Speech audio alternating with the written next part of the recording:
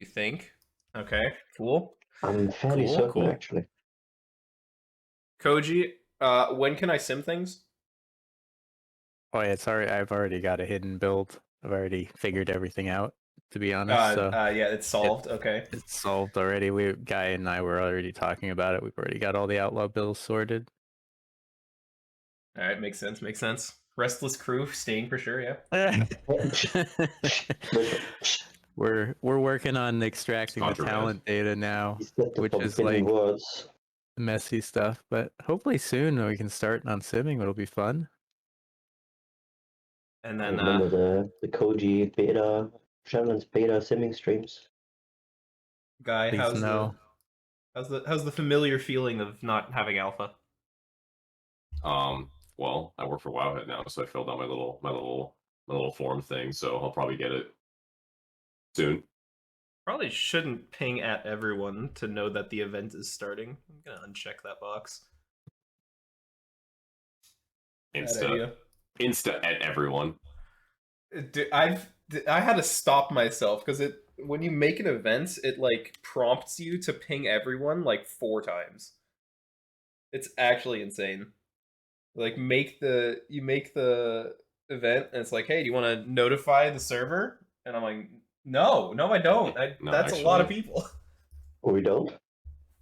I mean, pinging is generally frowned upon by us, but one of these days maybe I might just have to do it on accident. You know what I mean? Yeah, exactly.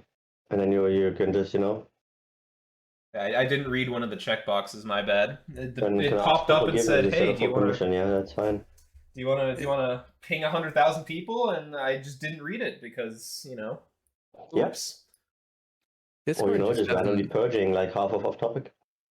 All right, stream chat doesn't have enough control. Hold on, stream chat are the volumes good? Is everyone the right volume? Is anyone too quiet? Let me know now before we actually get started. Yeah? We're happy? Everything's good? Yep, cock. Got it. Cool. Good enough. I'll take that. You are streaming this as well, right, Whispyr? Yeah, I'm streaming and recording. For those who want to follow on Twitch instead of Discord. Also, my fucking face went down again. Jesus. Why? Stop. Can you plug your stream, please? I can plug my stream, sure. If you click on my name in like at the top in the list of the Shadow Blades, my stream is live right now. You can just hit watch. It'll take you straight there. No need for any links or something. Just click and go. Discord's very cool. I can even see him talk because he actually has a cam on. Yeah, very cool. All right. As people are fun, stop spamming in chat. Okay, let's get started, and people will slowly filter in.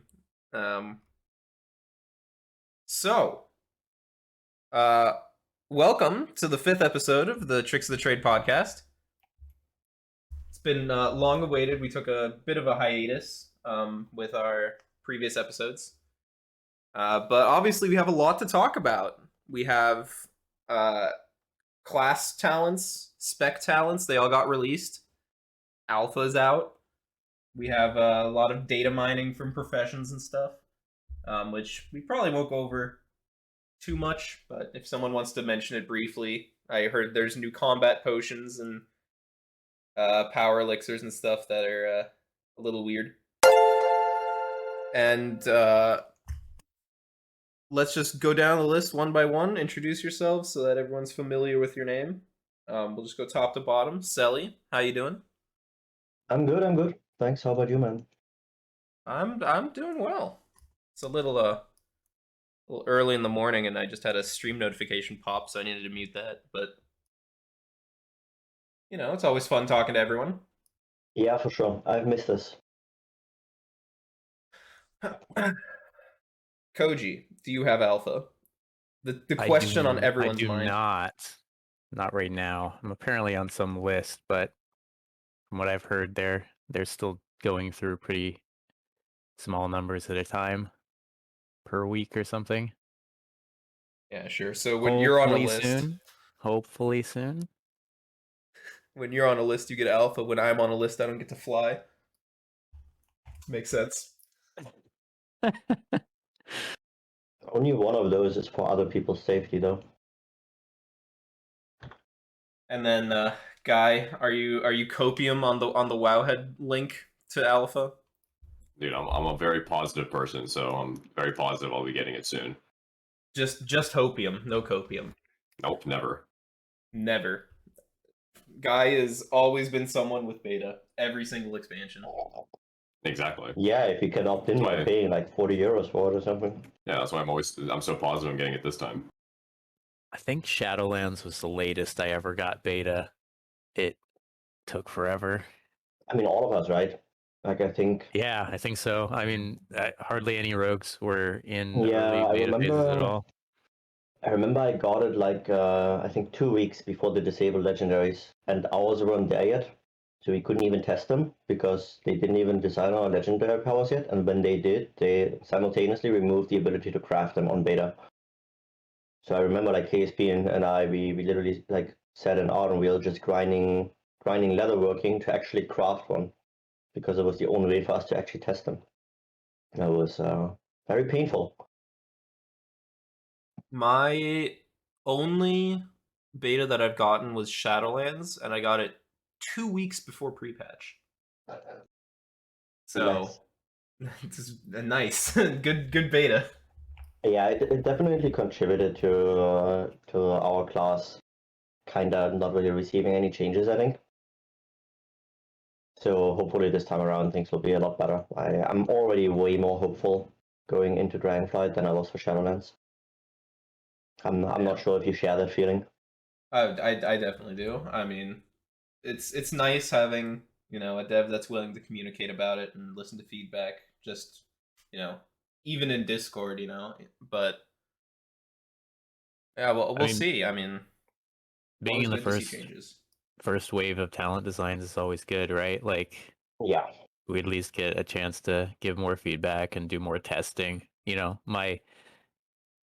My concern was obviously like nobody likes rogue, so we'll get in. Our talent tree will be released in October, and we'll have 1 month to test it. Released in October and then not implemented until November. Yeah, I was in the same boat there. Like, I was really surprised when I saw. I think I don't even know what I was doing, but someone told me on Discord, "Oh, rogue trees are out," and I'm like, "Yeah, you're joking, right?" No, it's for real, and then, yeah, sure. And then I checked it was actually true, and I'm like, "Hey, this is new." Very weird. So that was that's really cool though. Like as Koji just said, I think we've always been kind of pushed to the back whenever it came to like introducing new features or anything, and now we're basically I would still consider this like the first wave of talents, and yeah, that's really nice. It gives us time to provide feedback and everything, and I mean, I don't want to like rush ahead or anything, but our trees are pretty damn amazing. Yeah, sure. We can talk about the class tree first, since that's more general and high level. The thing that really struck me about the class trees is there's a lot of it's kind of two things. The first thing is that there's a lot of generator related stuff on the tree, like generator crit. Seal Fate is just on the class tree now instead of being assassination only. That was very weird. So there's a lot of weird, like, pure generator buffing effects. Obviously, there's the ambush stuff too. And then they just added dance. That was something I wasn't expecting at all. Like, Seal Fate from Sin and Dance from Sub just going baseline on the class tree is very, very weird to me. But, yeah, and I mean acrobatic strikes as well, right? If you're looking for like one big outlaw thing that everybody always kind of wanted, but Yeah, I And mean, Gouge. I think Gouge and Acro Yeah. finding their way into the class tree was something people had asked for a long time. So I think I was less surprised by that. I felt that was a pretty nice decision. But Dance being on the tree is strange because I mean you're talking about basically a sub specific like end talent for a very long time. It's pretty tied to subs spec identity, I guess. So giving it to everyone is an interesting decision. I don't know how much I like it. I mean, it obviously enables tons of interesting builds, so I can see the desire to put it there. It creates some crazy builds for Outlaw, as we talked about, and some interesting assassination stuff. But I do wonder if it maybe should have just been a vanished talent of some sort or something like premeditation. I don't know. I think it's sick. I think it's sick. I think It it's is like cool. It's just like it's just gonna make you think about everything in all of the specs now a lot more. Like I don't the- necessarily mind it, but it's like I think it does mean that some more effort needs to be put into figuring out what sub's identity is, and we'll probably get to that later when we get to the sub tree. But when you generalize such a large core part of sub's identity, I think you've got to replace it with something, right? I mean, sub is still the spec that is like it still has the best dance probably, right? Because it has 2 stacks. It gets like all the passive traits that juice up dance a bunch. So I mean, like Sub Rogue is still like the spec around like stealth and vanish and shadow dance and all that. Maybe not with restless blades, but that could always be changed, right? Yeah. I'd say my biggest observation aside from that for the class trees is obviously, there's a lot of throughput talents, and I think many people have brought that up. There's some real concern that there isn't much space for people to grab utility talents in the tree, especially at their positions. Like you're talking about utility talents that we've had kind of on demand access for a very long time, like Cheat Death or Prey on the Weak, that are in potentially really awkward spots in the tree that you just won't be able to get without sacrificing DPS. And that's actually not really a decision we've had to make in the past. I think that's good though. I think that kind of consideration is much more interesting than what we have right now, right? Like looking at assassination right now, you choose between Prey on the Weak, Iron Wire, or Internal Bleeding. Like that's not really a decision, right? You just set that point, and then you forget about it until the next expansion comes around. At least for assassination, there was some thought behind it, and you would sometimes change it up. But I mean, was there ever a reason for Subtlety to not play Prey on the Weak in any kind of content? Yeah, I get that part. I worry that people aren't going to take that kind of stuff at all. Like, to use the more obvious example, is anyone going to ever take Iron Stomach where it is now in the tree? Ever? Is that Like, I because think of the where it is answer in the is, like, tree, or because it's just a bad talent? Iron I guess Stomach does suck. it's both. But even if Iron Stomach was really good, I don't think you can take it because there's no connecting nodes down. You basically have to invest 2 points that you'd not invest otherwise, which means giving up DPS just to boost some survivability. And I just don't think most players will do that. I definitely think that those 2 ones in the middle should go down to like the sap recuperator, the Garrote silence one. I think those should just like connect down towards there because those talents are basically just PvP talents at this point, where PvPers will maybe go them because they love minus energy and stuff. And yeah, I basically will never use those in PvE ever. I'll probably argue with a lot of people that play Mythic Plus though about picking those talents, but yeah, I just don't see them ever being actually like playable, which kind of sucks. A couple connecting nodes would go a really long way in our tree. Yeah, for sure. I think we've got a problem. It's not a problem. It's kind of a luxury problem in a way. But I suspect one of the reasons that we don't have as many connecting nodes is that our tree has a lot of 1 and 2 point talents. kind of unique talents compared to some of the other trees that have a lot more ranks of like 2 and 3 point talents, which means their trees are more sparse, right? They have fewer total talents because there are more 3-pointers around. So they have more space in the tree for connecting nodes. Like our trees are super dense. Yeah, they're dense and very symmetrical, right? Like no matter what path you take, you'll always spend the exact same amount of talent points to get to the same tier. That makes planning a lot easier, I would say. But it also contributes to that issue that you just said, where our paths and our choices are also very like linear, I would say, or streamlined, or whatever word you want to take. Where the moment you go into like tier 3, tier 4 choices, you already know what you're going to pick for the next like 10 talent points. And that's when you get to make another choice again. So I think ultimately our choices are a bit more limited, and that plays into what you just said, right? Where we will notice not having access to potentially elusiveness anymore. I think a lot of us will notice not having improved sprint anymore. Unless you actually take that, but I'm not sure if you can actually afford it without giving up DPS. But again, I don't think that's a big issue, because I do feel that utility should come at a cost. And if you want to take Prey on the Weak and you have to give up like 1 DPS talent for it, then that is probably a trade-off that is worth it. Providing that extra utility to your raid or to yourself, whether it's through higher boss uptime, or just being able to mitigate damage better, or helping your team or your raid do more damage. Like those are worth giving up a little bit of personal DPS. The one concern I have is that I'm not sure if that is the case for all classes, or if that is very rogue specific. So I don't actually know whether the other classes have similar trade-offs, where they don't really have the points to put into like all this kind of utility, and they have to also make these sacrifices.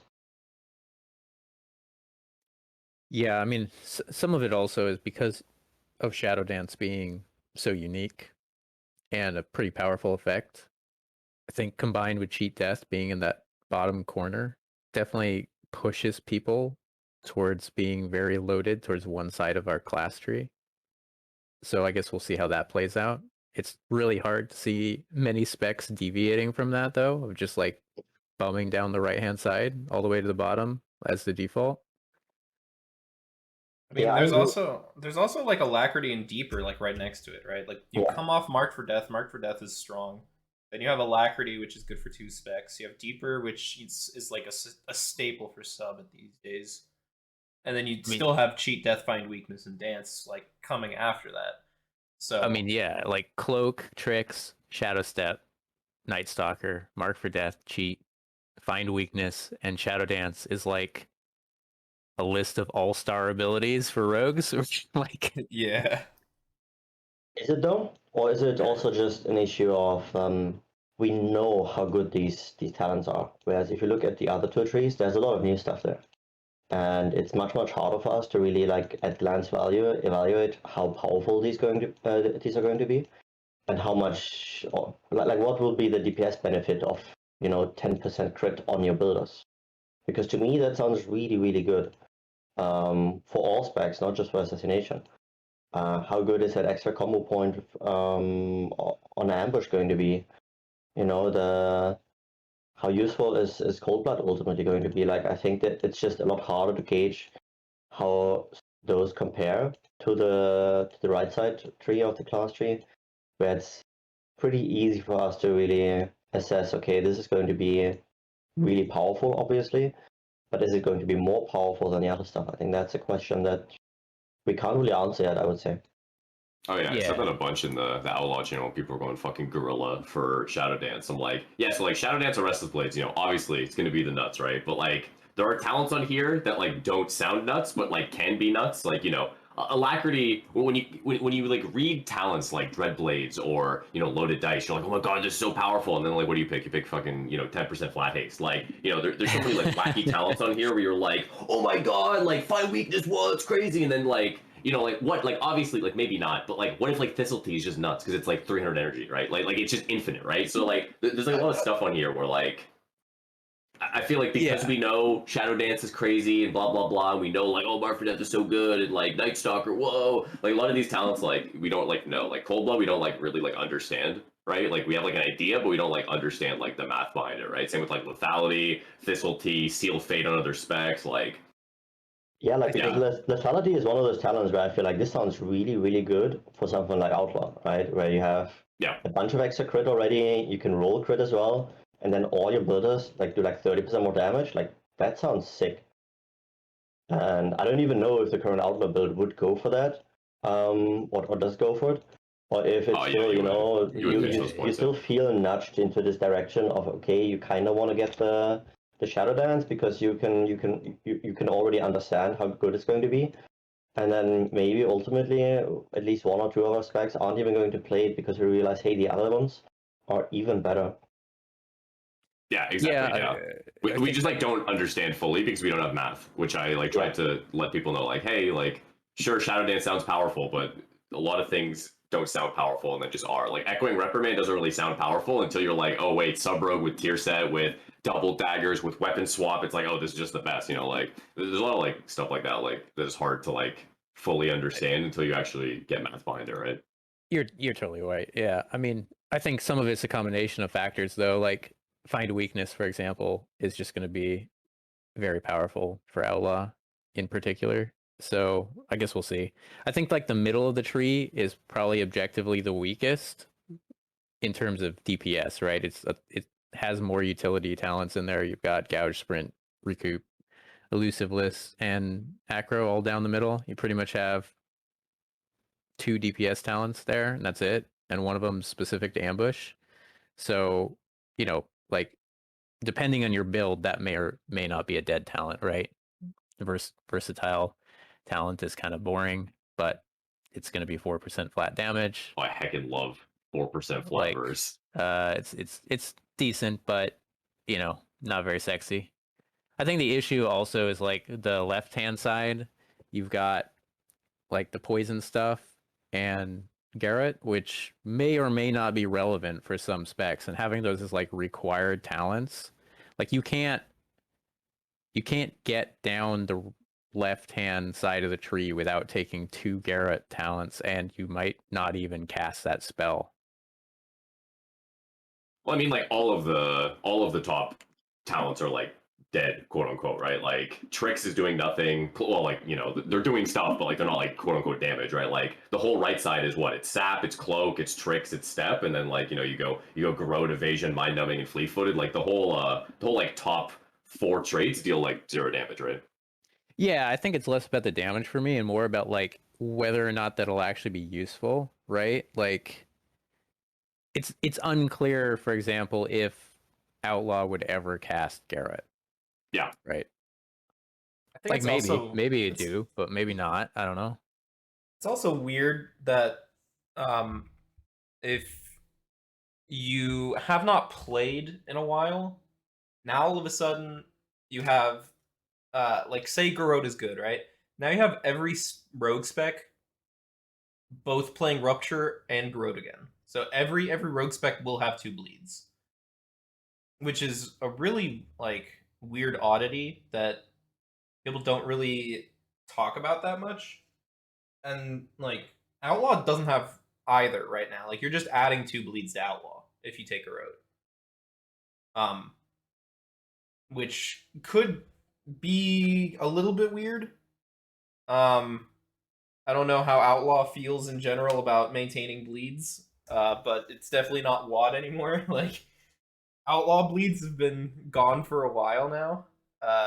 Seeing them come back is definitely interesting. We'll have to see how things like Garrote and Rupture are tuned baseline, because like Koji mentions, there's a possibility that bleeds might just not be good on specs that aren't specifically assassination, and you would just have the button and then not press it, which feels like an oversight, but I don't know.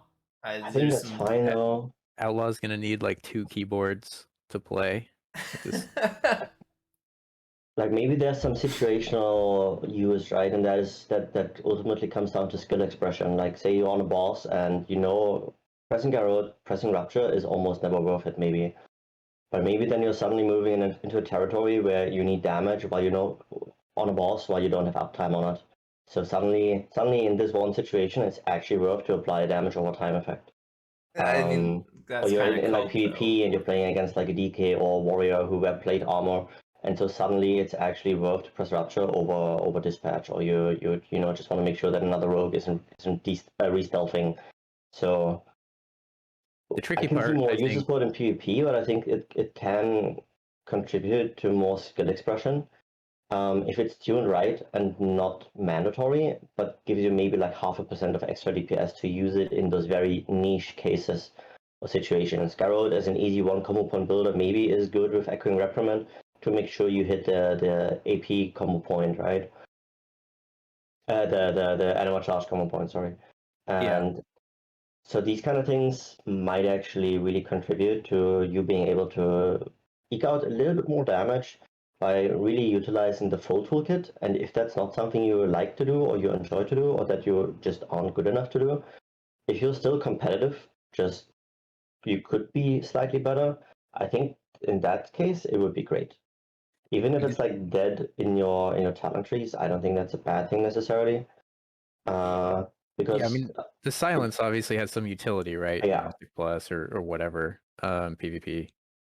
And it goes back to what Guy said earlier, where I think one thing that has plagued Rogue the most out of all the classes in the game right now is that almost every other DPS class, especially like pure DPS classes, after Legion, they kind of went away from the spec identity thing again, and they looked back towards class identity a little bit more. I think we're like the only class that still has like massive spec identity in fighting, where assassination is clearly better than both Subtlety and Outlaw. And so that kind of thing doesn't really exist for other classes, right? Like they just play what's best, and what's best is usually decided by Blizzard and how they tune things, whereas we typically have a little bit more choice there. And at the end of the day, like mixing the toolkits between the specs a little bit more again, maybe that helps people realize that, hey, there's more than one spec to Rogue, and maybe it's worth actually learning and playing all of them at a high level and not just one. Yeah, I mean, I'm a big proponent of that. I've played all 3 specs. I think all 3 the last expansions kind of flexibly, and I think it's worth doing. And it's a good exercise in understanding like how our class fits together as a whole. But I think you're definitely right that right now a lot of rogue players are super compartmentalized compared to some of the other classes in WoW, where players are a little more flexible about which spec they play on a given fight. I think the real issue I wonder about for like tuning of things like bleeds is, Whispyr, this too, is like it's really hard to tune around when assassination mastery buffs the bleeds so significantly that if the bleeds are good for assassination, it's hard to make them strong for the other 2 specs without being overpowered for assassination. Especially with all the bleed talents that assassination now gets baseline. Like that right side of the tree, let me pull it up real quick. That right side has like just 20% Garrote and Rupture damage. Just as a 2-pointer that you have to take. And so whatever you're balancing, even like mastery aside, the talent already adds 20%. So yes, that's a flavor thing, but obviously you can't tune it just for assassination, because then it's useless for the other specs. And I think that given there's so much bleed power on the assassination tree, it's gonna be rough. I don't know what's gonna happen with that. Maybe they split it into 2. Like there's an outlaw Garrote and a subtlety Garrote and a sin Garrote. They use different spell IDs, but that you just make it so like Garrote is like passable for the other spec. Well, first of all, the fact that the top row of the talent tree is Sap, Blind, and Garrote, I'm going to assume that Garrote is specifically designed for Dragonflight to be a utility spell. And then secondarily, you just make it so if you want it to be an actual rotational spell for the other specs, you just make it baseline good enough, and then basically force people into taking the talent that makes Garrote do more damage. And then there you go. It's like, it doesn't seem like that complicated to me. Well, that goes against the whole idea, right? Like the idea is that you have the choice of going into like a Garrote talent, right? But now you're forcing them into a Garrote talent because you have to tune it that way. I mean, we kind of are forced into it anyway, though, right? With us having our 8-point requirement cut off at tier 3 instead of tier 4. In order to hit that, we kind of have to like get all 3 starting points anyway. And I'm not on assassination. If like on assassination you go fan of knives, then you go down the middle to get the raid utility poison. That's 4 Oh, no, I points. meant on the class tree, right? Oh well, yeah, on the class tree, And yeah. that's what where the Garrote is at. So I mean, you don't.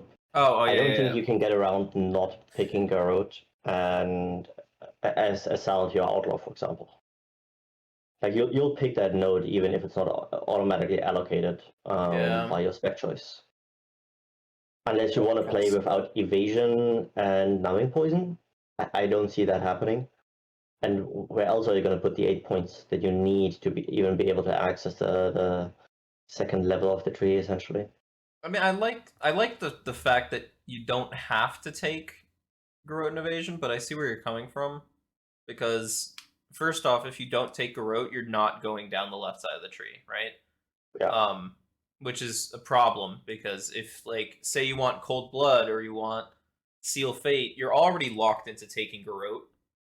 Like just straight up. Like if you want to go into Seal Fate, that's at the very bottom of the tree, you have to take Garrote at the very, very top. Which is weird. I can get behind that. I just want to point out, I find it very impressive that you guys have managed to talk about Grove for so long. Hey, we're assassination OTPs. Yeah, I'm aware. I mean, That's why Garrote I'm does saying it's silence very on cast, impressive. right? So there we go. I mean, from my Just point of view, silence the other specs. I think the only reason I brought it up is because it's a required node on the one side of the tree, and like because you have to put in 2 points minimum. I think there's a very real world that if Garrote's really bad for say Outlaw, it just basically cuts off that side of the tree. I mean, 2 points in the context of our trees is actually pretty significant. Yeah. At the bottom, like makes a really big difference of what you can and can't get. And I think that's a consideration. I don't think it's a big deal, but it's worth thinking about. It's also just the only DPS starting point, right? And there is some, like for the most part, our trees are really symmetrical. But it's definitely noticeable that looking at the class tree, and this is the last I'm gonna say on it, is that on the left side we actually have 2 talents in the first like third of the tree that improve DPS. Or at least one of them definitely does with Master Poisoner. And then Garrote is potentially a DPS gain for some of the specs. Master Poisoner is non-damaging effects. Oh, never mind. Yeah, I'm not able to read. But yeah, I just wanted to get back to the class trees a little bit. One, I do agree with what you said earlier, Whispyr. Where, sure, we have the 20% damage for bleeds there on the right side for assassination. I mean, other class trees also have damage amps that will also apply to bleeds, while also applying to all the other stuff. But I don't think that the bleeds will get left behind in that equation. I mean, like most of the damage amps that Subtlety has, for example, are just global damage amps. They apply to the bleeds as well as all your other damage. I think Outlaw has at least like 1 or 2 talents that work in a similar fashion as well. So I'm not sure if I would automatically just say, okay, bleeds are going to be stronger for assassination. I think it's more about the synergies, right? And that's, I think, the big thing, is that the other classes, even if the damage is good on those abilities, they just lack any noticeable synergies with the rest of the toolkit. And I think that's why we won't really be seeing them interact with the rotational gameplay very much. But I can still see a world where in certain environments it's worth for Subtlety to cast a Rupture. Maybe you only cast Rupture outside of dance, and then, you benefit from the damage amps you have active during dance and during symbols. And then that still makes Rupture, casting Rupture before the dance worth it. Right? That's somewhat similar to what we had with Nightblade in BFA as well. And so I can definitely see some overlap there between the specs, and honestly, I'm all for it. Just to pivot a little bit, like I'd like to get your opinion on something, you guys. Like, what do you guys think about echoing Reprimand in the class tree? Because like I Look, I've played ER sub for a while now, most of this tier, and I do enjoy it. I would say that ER is massively propped up by Resounding Clarity right now, and without Resounding charging all your points, it honestly feels pretty crap. But when it does, it's pretty fun. But historically, it's not been a very good universal ability. Like, it's really bad for assassination. And the only real universal Covenant ability has been Flag, right? Like, so I was a little surprised to not see that one in the class tree instead. Yeah, same. The problem I'm all for ER being on the class tree, but like you said, it sucks for assassination, and I would kind of be okay with that since assassination wants to go on the other sides of the tree mainly.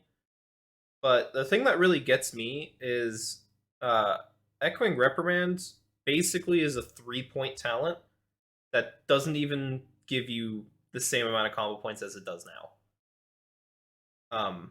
Because Echoing Reprimand baseline gives you 1 combo point, and then taking 2 points in Resounding Clarity gives you 3, whereas right now with Resounding Clarity you get 4. So is it really worth 3 talent points in order to get 3 combo points? I don't know the math on it, right? Right now, But I don't think it is. I definitely seems like it so feels sketch. weak.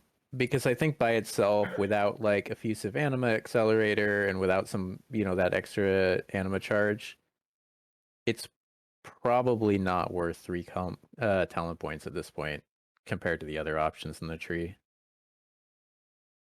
But it does bring up an interesting topic, which is if we want to dive into the Outlaw Tree a little bit. I kind of was looking at the Outlaw Tree. Obviously, I'm not an Outlaw player, but it was interesting to me that Outlaw has historically been sort of a Kyrian enjoying spec. So there's a world where at the bottom, the capstone on the left of the Outlaw Tree, effects that grant a chance for Sinister Strike to strike an additional time also apply to ambush. If you take that and dance an Echoing Reprimand, you're forced into playing Sepsis as well, just by the how the tree moves, and you'd be playing 2 Covenants. Hell yeah, brother. That seems really weird to me, but I don't know how the intended design for that is. Maybe it's cool to play 2 Covenants. I don't particularly Hell yeah, think brother. that's fun. Haven't you seen my 3 Covenant sub build? Oh, I made a 3 Covenant sub build with no Shadow Dance. How about that? No, mine is actually a kind of a reasonable build that can actually get 3 Covenants. Well, yeah. I'm not sure it's a good build, but it's reasonable, which is really funny that that's even a thing. To have 3 Covenants at the same time, but yeah, it's interesting. I like seeing Covenants return. I think the choice of Covenants for each of the talents, for each of the for each of the specs as well as the class tree, that's the one that bugs me a little bit. Because as you said, like historically, Vendetta was kind of a Covenant that was playable by all specs. And then if I'd have to rank the usefulness of the Covenants by how useful they were to all of the specs at the same time, it's probably something like Vendetta, Necro-ish. Like maybe it's a tie between Korean and Necro, and then like Night Fae is not even on that list essentially. And so suddenly seeing Sepsis in all 3 class trees is really weird. Well, it's interesting because I think people have a negative feeling about Sepsis, and I think some of that's because Night Fae fell out of favor after it being an early choice. Sepsis is also somewhat quote unquote boring. Although I would say that Sepsis is a really strong button. I think it's stronger than it looks, and especially without the legendary effects, and since a lot of these Covenant abilities are essentially baseline, I think you'd be surprised at how good Sepsis actually is, but I do agree kind of a boring button in a lot of ways. It's weird because I always felt that the biggest strength from picking Sepsis wasn't the ability itself, but was just that Night Fae just had very good soulbinds. And obviously we're not getting any of those, right? I mean, the Sepsis dot is actually relatively strong, and especially if you play around like the bonk at the end, yeah. it can do a significant amount of damage.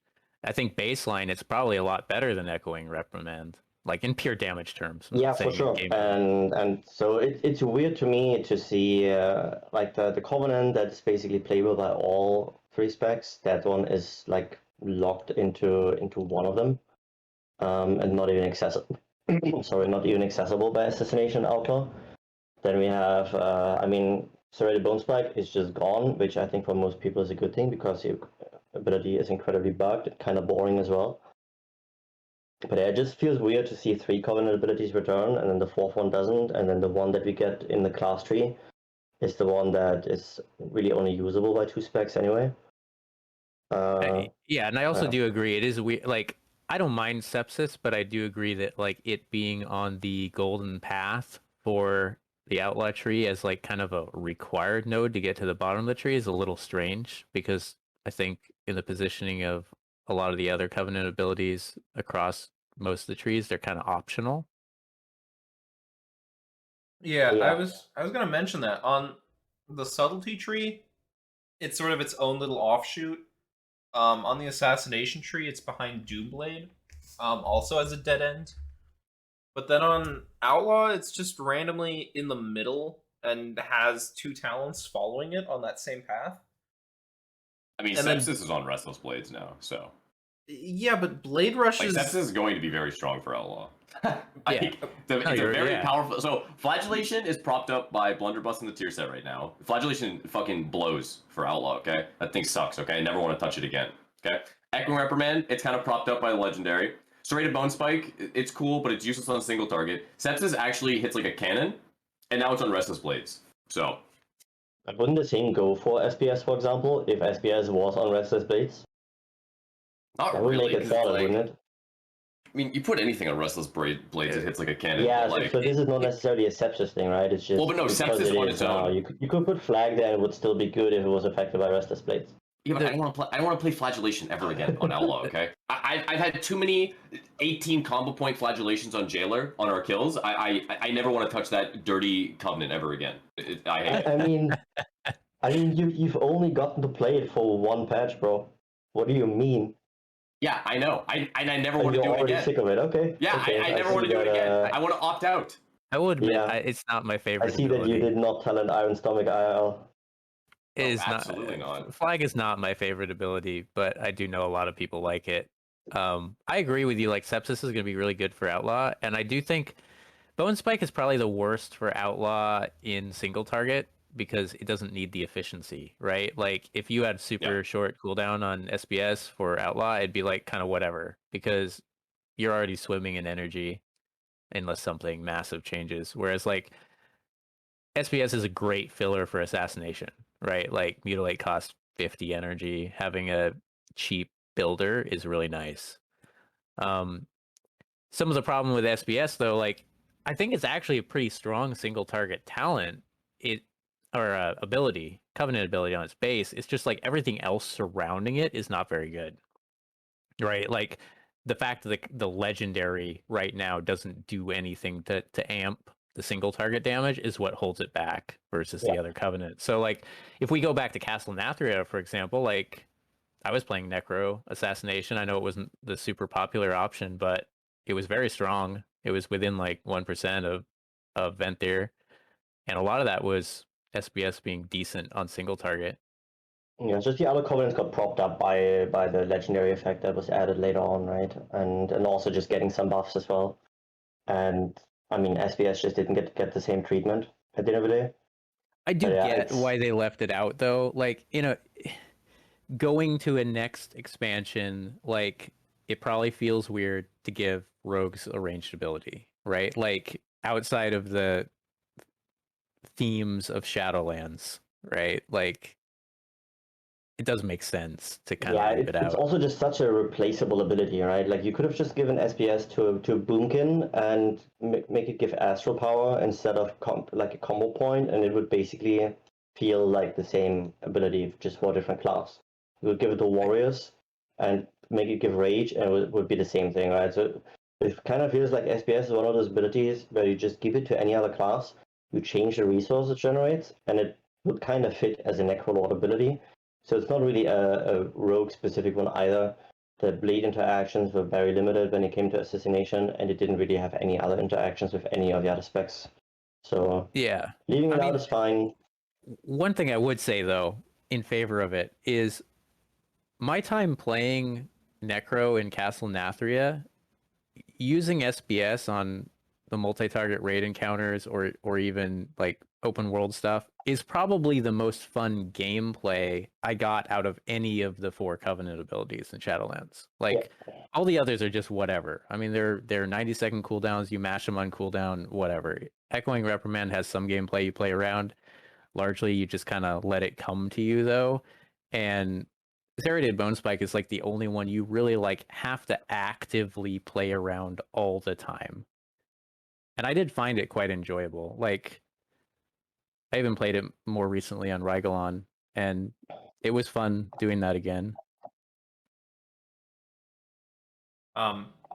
So we've been kind of waffling around on covenants and class trees for a bit. I kind of want to talk about the individual trees, not so much like the talents themselves, but sort of the direction that the specs themselves are heading. Because obviously there's some new stuff on here that kind of changes how each spec plays. Some old effects, some old legendaries, old tier sets that could really be defining to the class going forward. Especially, not just 10.0, but onwards if it continues to stay. So I guess we'll start with the Outlaw Tree first. Is there? I'll go to the guy. Guy, is there anything on the Outlaw Tree where you're like, oh shit, like this is big in terms of the spec identity going forward? Keep it rolling seems really cool. It's like not needed at all with all like the shadow dance, count the odds, restless blades, all that nonsense. But like the design is really cute because it's like you get you roll like a 2 buff, you get like 3 with, or you get like 2 with count the odds, and then you flourish it basically. That seems kind of cute. 5 minutes is probably way too long of a cooldown, but the concept is cute. I like all of the ambush stuff. I think like a lot of the ambush stuff seems really interesting. I like sepsis. There's nothing like the dance build is like the thing that people are going gorilla for, but like there's nothing like too crazy in here. The other thing I like is I like the dancing steel and the precise cuts thing, where it's like dancing steel gives you 3 more targets, and then precise cuts deals increased damage per target under target cap. I think that's like an interesting way to like incorporate like target caps into like actual like spec identity. Yeah, I mean, I agree on keep it rolling. I think it's an interesting idea. I don't know how good it is. I mean, what it ends up, it's on Restless as well, right? So it probably ends up being about a 2-minute cooldown, right? In reality, 30 seconds extension every 2 minutes. Like, is that actually useful? I don't know. Maybe. No. I mean, it depends really on how. Maybe if you get 5 buffs. Yeah. I was about to say just like get a 5. Woo. We don't like right now. We're at a point for Outlaw where kind of like all the buffs, with like one notable exception, are kind of useful. And right now, having it's like one or the other doesn't ones. make a massive difference anymore on DPS output. No, there's 2 good ones, there's 2 bad ones, and there's 2 okay ones, basically. Yeah, like so right if this changes with Dragonflight, which I can definitely see happening, and we suddenly have like we had at the beginning of the expansion, where TB and Broadside were just like massively better than everything else, then extending that by 30 seconds on a 2-minute cooldown seems pretty damn good to me. Even if it's just for something like just giving you more consistency throughout the boss fight. It may not necessarily be like a massive overall gain, but it might contribute pretty hard to you just not despairing throughout progression, because you suddenly got like a boss pull where you just get bad RNG, you get shitty SS procs, and then you just keep rolling bad stuff as well. But instead, like even if you just get like 1 or 2 lucky CTO procs, you can then extend those for 30 seconds to make sure you actually have damage throughout like an important part of the fight. If I think back to playing Outlaw and Sludgefist like that. I could see was playing cool. around it too, right? In the opener, like let's say, putting aside the fact that like the current ambush build would have CTO procs probably out the ass, but like Yeah, I think it's like a 96% uptime of 5 buffs, you know, like only. But like assuming like things are more like they are now, I still could see a world where like let's say you take loaded dice and then you double vanish in your opener and you're basically guaranteed a quick like double natural roll plus a couple CTO buffs from your opener plus vanish. And then you extend that, right? So that you're like guaranteed a 4 or 5 buff during Lust. I think that could be useful, right? If you play around it. Yeah, or even encounter based, right? You get like a damage amp on Jailer, or you have a damage amp on the boss like on Sludgefist. And I mean, Sludgefist was pain to play as Outlaw. Because sometimes you'd get the good procs and you could use everything on pull, you'd have it again for the first pillar break. And then other pulls you just didn't. And a talent like this basically lets you have more control over the RNG, and I think that's something that Outlaw has always kind of wanted.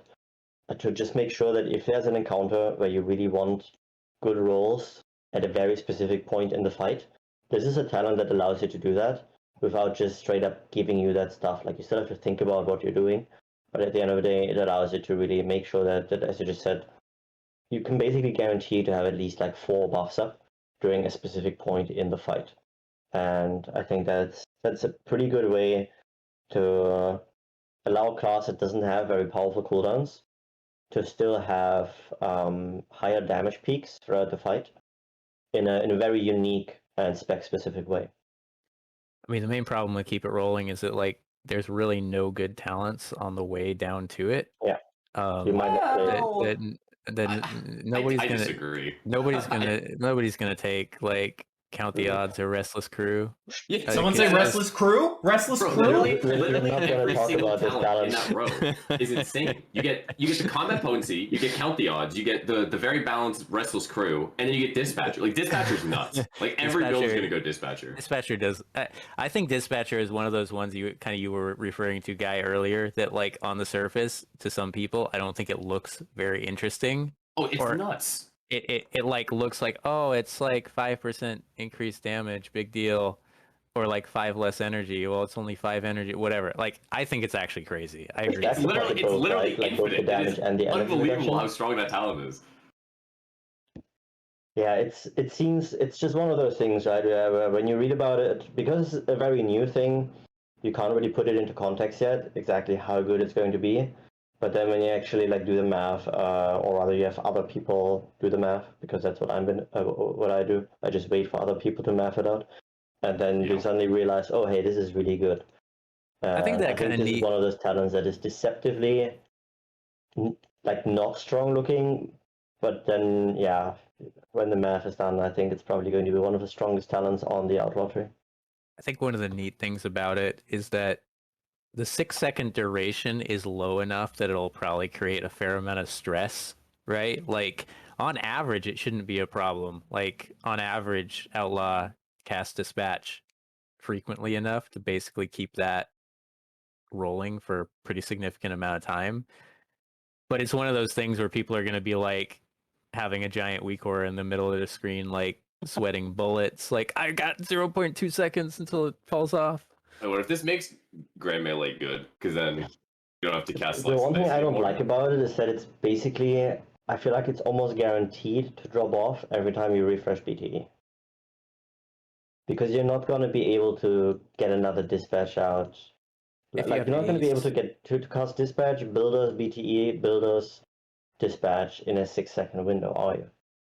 Well, that's where Fan the Hammer comes in. Okay, you stack up the opportunity procs. That's true. Like, yeah, if you have a fan proc or you have an ace proc, you probably can keep it up. But that's like another thing is that like Fan the Hammer kind of synergizes with Dispatcher. I know literally nobody cares about Fan the Hammer. Everybody's going far left, Shadow Dance. They're juicing. They're going crazy and shit. But like, man, Fan the Hammer. I have faith in Fan the Hammer. Okay, I'm a Fan the Hammer truther. I I kind of agree with you about the ambush site. Like, obviously, the ambush site is super strong right now in theory. Is that it has a lot of synergy, whatever. I think it'll get balanced. It'll be. We don't have to talk about that too much. We know it's pretty good. And I think it's interesting. I think that side of the tree is cool. They have a lot of good ideas. So to talk about like Fan the Hammer, I'm not convinced about, and it's not because of the ambush site. I'm just not totally sure how it fits in. I know we talked about this the other day. Is that like, the main gain to opportunity, right, is the cost efficiency, but it doesn't really have a lot of synergy with greenskins, right? Like greenskins you're only going to get when you cast BTE, so like Fan the Hammer doesn't really work that well with it. It's basically just giving you a little more energy efficiency, and I'm not sure we'll need it. It's really hard to understand. We've reached that point multiple times throughout the expansion, haven't we? Where you were just hitting on opportunity procs and you didn't actually like immediately use them. You used them only at like, as I said, like when you were actually at a point where you needed the efficiency in terms of resource cost. And if you were already like generating too many combo points, I mean, if there even is such a thing, right? But if you were generating too many combo points, too much energy, then yeah, like the all throughput from that extra proc was rarely worth it, actually, unless it was somewhat tied to a talent or legendary choice. I think it's got some interesting idea, but like one of the points I brought up to Guy is that the text of the talent itself actually is a little self-defeating in terms of like it also buffs Sinister Strike, right? Yeah. Which buffs your chance to get opportunity. That seems nice on the surface, right? But when you're required to take like improved main gouge on the way down and Fan the Hammer gives you improved Sinister Strike, it makes Sinister Strike stronger, which makes opportunity procs worse, right? Like by the time you get to the bottom of the tree, it's quite possible raw opportunity procs aren't actually better than casting Sinister Strike with the additional extra hit chance that you get. You're going to generate so many procs, you don't even have time to use them, right? Well, the thing is, you're also going quick draw, and like we always like all of these like energy efficiency, like stupid min-maxy rules, like only exist when you're going like non-quick draw. But if you're forced to go quick draw, you're probably just going to default, back to casting them as you get them, and you can stack them up. Like the way I see it is that like if dispatcher stacks are falling off in a significant fashion, because like if you're casting between the eyes and you just can't build fast enough, like Fan the Hammer supplements that somewhat because you're able to like quickly build really fast. Because like let's say you have like 4 opportunity procs just sitting there, right? You cast between the eyes and you just pistol shot, and then dispatch, and then like the dispatchers never drop, right?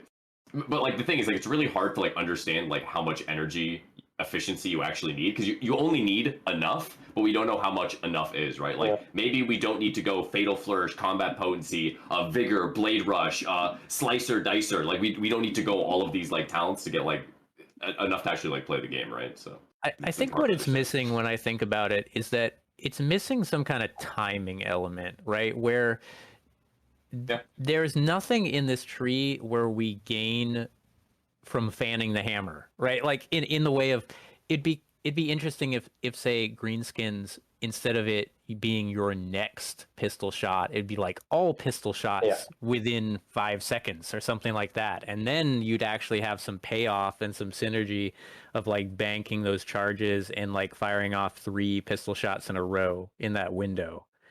I think that's kind of what I feel like it's missing, like interaction wise. You'll basically be relying on some sort of boss mechanic, creating those windows of opportunity, pun intended, where either you have downtime, right, and then instead of just sitting there and sitting out of melee range, you can actually like still wail on the boss from like while you're dropping a mechanic off on the side or something. And that's a good way, like similar to how we used to use SBS at times, where it's a nice filler for when you're out of melee range.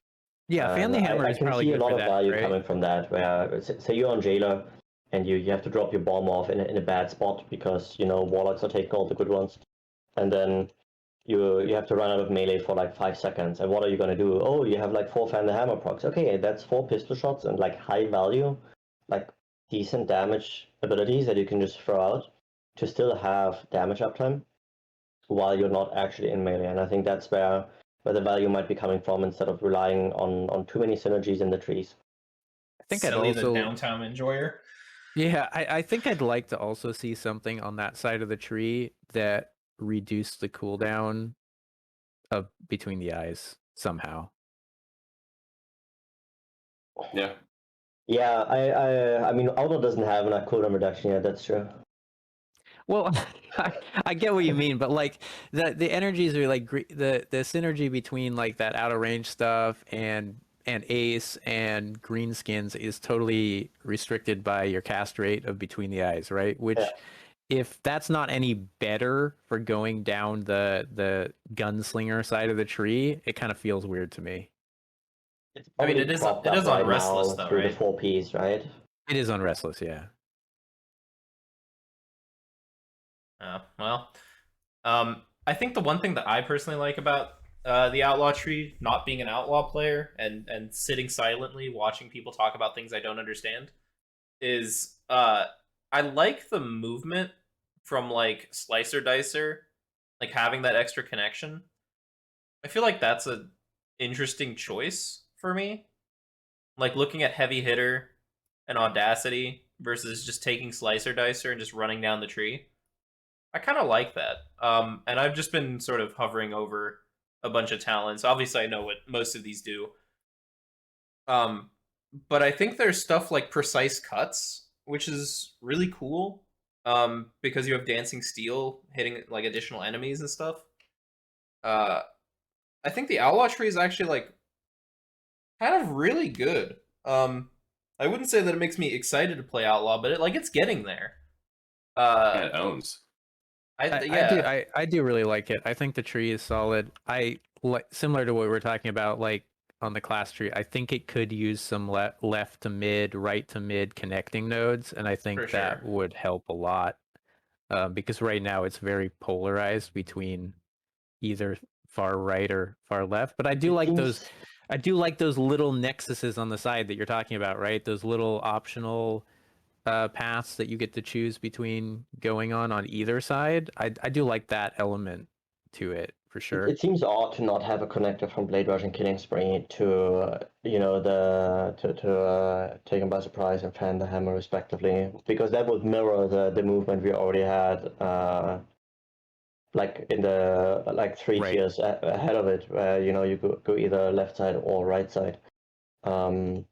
Obviously, you would be losing some of the synergy by not going sepsis and going beyond that and then pathing down that way.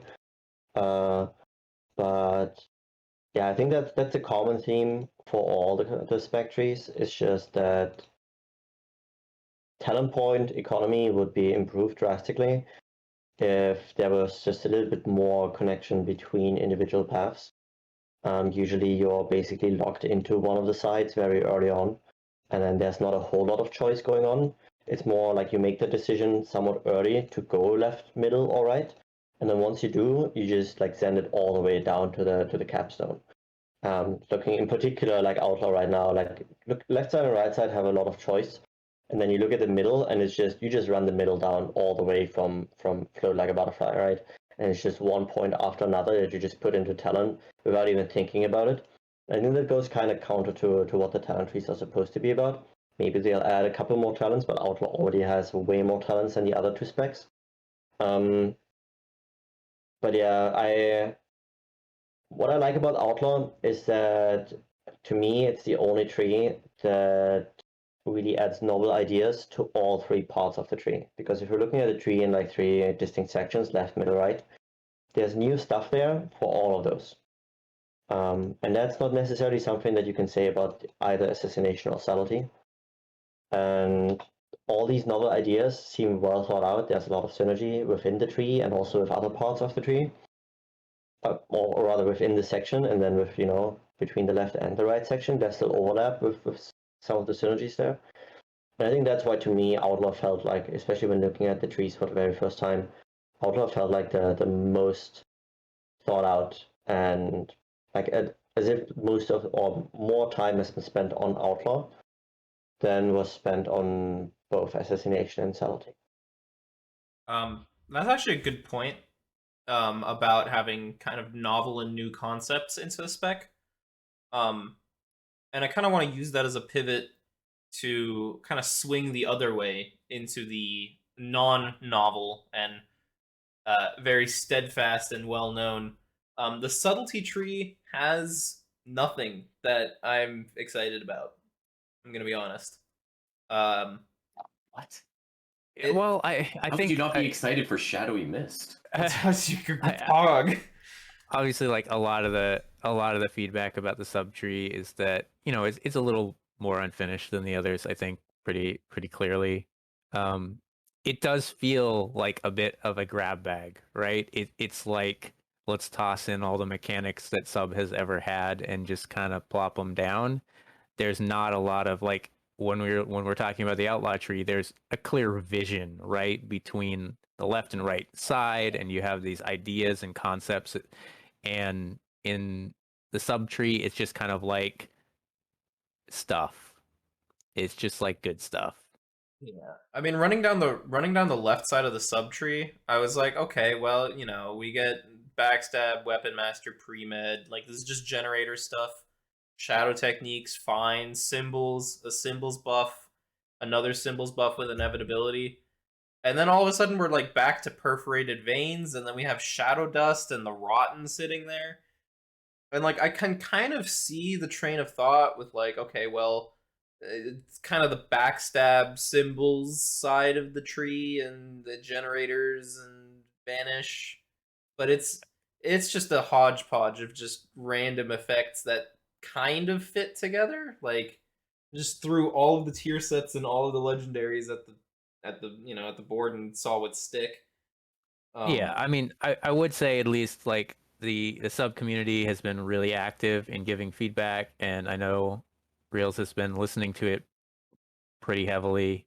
I know there's changes planned, and sub was, I think, clearly the early or like the latest implemented, right, or had the least amount of time spent on it. So I can expect that we're going to see a much better iteration of this pretty soon, and we'll just see how it goes.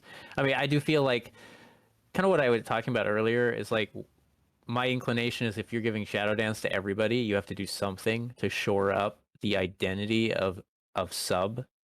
And yeah, sub is going to have the best Shadow Dance, but when everyone else has Shadow Dance, it does, I think, take a little away from that feel. And I'm not sure the current sub tree accomplishes that. Because like if anything, you're doing stuff like moving symbols to an optional node, right? And symbols right now is basically the core of the entire rotation. You build everything around symbols plus Shadow Dance and sync things up and all that. And by making that weaker and moving it to an optional node, like I'm not sure what sub really has left in the tank as core identity. Yeah, I mean I think sub's core identity based on just the tree is finishers, but then because of how the tree is set up, you spend a good chunk, if not over half of your points, just going into like generator stuff. Or like, oh, I'm playing Gloomblade now. I'm going into symbols. I'm buffing it with Rotten, which is not really historically what subtlety has had as an identity.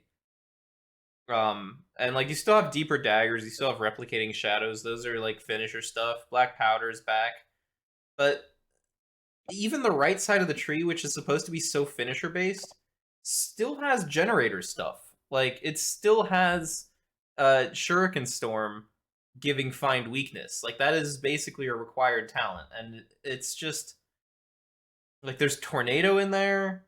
There's all this weird stuff. There's a weapon poison trait to make it shadow damage. So like even when I want to go into finisher damage and I'm like, okay, well, it's big. Like I want big finishers. It right now the tree doesn't allow that. And I know that the tree obviously is going to go into some big iterations. And I think the thing that I am most looking forward to is just something new. I feel like subtlety in the last couple of expansions, basically since the Legion rework, has like kind of had an identity crisis. Not full on, but it's had its moments during Legion where it's like, okay, well, subtlety's identity is you don't get to do AoE. However, because of that, we're gonna giga buff your single target. We're gonna give you funnel, and then that went away because it was deemed too strong. And then it's just kind of been waffling around, and it's just been like, okay, well, maybe something generator based, maybe something finisher based, and I don't know. For a spec whose mastery is literally your finishers just do more damage, I don't think that it's really that impressive right now in terms of finisher damage. It's a thing that goes for all rogue specs, right?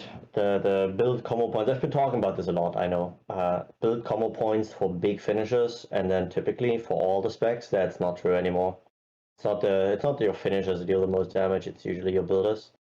The only way to make finishers deal good damage is by propping them up with all the rental powers you can get your hands on. But it's still, I feel like, a distinct lack of finisher damage improving talents. I think the spec tree is actually pretty solid for it here for subtlety. I think what it's missing is some of the finisher synergy on the class tree, because there basically is none beyond deeper stratagem. Yeah, There's a so bunch, what do you mean? I think like this is definitely a case where we just have to wait and play it out. Like, I think there's so many changes planned for this tree right now already that it's just going to change dramatically, which is good. Like, I think this is a great example of it being a big positive that we got our trees early and that we've got a dev that's kind of engaged with the community, and we're going to see So far. a decent amount of iteration here. The sub community has been really active in giving a lot of good feedback and speculating about like tree layouts and, you know, like Foo and Push and put together all kinds of like images and spec ideas, and there's a lot of people contributing to that conversation as well. So it's been really cool to see. I think this is definitely like one of the big positives of us getting early alpha trees. Yeah, definitely. Yeah, absolutely. And God forbid subtlety does not get more attention than the other two specs. We can't have that.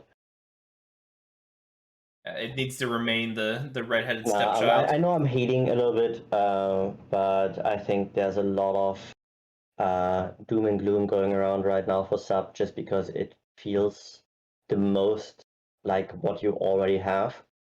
But is that honestly a bad thing? Are people really Yes. like, is the way that sub currently plays that bad? Like, Yes. if we remove the tier set, right? Yeah, I think it is. I think it has some severe weaknesses that need to be shored up. I mean, I think So the do the fact, other specs though. Like how does that make subtlety unique in that sense? Like well, all the I other think specs have issues as well. And obviously those should be addressed, right? But I just don't see how this think makes. I think what's unique about sub right now compared to many other specs in the game is it has to make some very binary choices, right? Like, which can be interesting, but I don't think the payoff is there. You like basically when you're funneling a sub right now, you are quite literally the lowest AoE damage in the entire game. Like basically tank level AoE. And then when you're not funneling, you're like the lowest priority target damage during an AoE rotation of like anyone in the game. And that's all basically only to get like slightly above average results. So the payoff just isn't there. Like, it'd be one thing if when sub was funneling, it was like giga funnel. But right now it's like, if you look at it, it's below Warlock's funnel, it's below Survival Hunter funnel, it's like below two other classes. And you basically give up 100% of your AoE to do like okay-ish funnel. And I think the payoff needs to be improved I if mean, you're you're going to literally have those comparing yourself trade-offs. to incredibly broken classes, and This is we're nothing. No, not as good at those. I think the point is like this concept has been around with sub for 2 expansions now. And it just hasn't worked, right? Like ever since Shuriken combo was removed, the payoff for swapping modes with the damage patterns hasn't been there. It's there as a theoretical gameplay element. It just doesn't really accomplish anything. So I think that's an issue with sub for sure. And then also, like, it basically has the worst cleave damage profile of any spec in the game, and it's so far out of line with every other spec design in that regard that it feels a little strange. I know Wouldn't the return replicating of shadows, bleeds kind of alleviate like, that issue a little bit? replicating shadows will probably help a bit, but I think that's also an issue that really needs to be addressed with sub. Sub just has some glaring weaknesses that do not apply to like 90% of the specs in the game. But do they compare to Outlaw and Asa? Because like here's the thing, yeah. What I'm hearing is that the what you just said, like I just don't think I can agree with that. Like especially when it comes to the AOE versus funnel thing, and that has not been a strength of the sub toolkit anymore. And then I'm just looking at the viability of rogue specs throughout and plus this expansion, and I'm seeing that being the only reason why subtlety has edged out both of the other rogue specs in a significant way. So I'm just not sure if I can really agree with the notion that, you know, while I mean, funnel does not compare to Destrolox, it doesn't compare to survival right now. But it's because those classes are broken. I think in terms of Mythic Plus, the only reason sub has really taken off is that Outlaw has been bad. Like, when Outlaw is good, I don't think you bring sub. Yep. I think it's just the fact that people, you know, maybe I'm misinformed, okay? But a lot of people who do keys, they really think Rogue is the fucking bee's knees, and they're just gonna play the Rogue spec that is currently the most overtuned.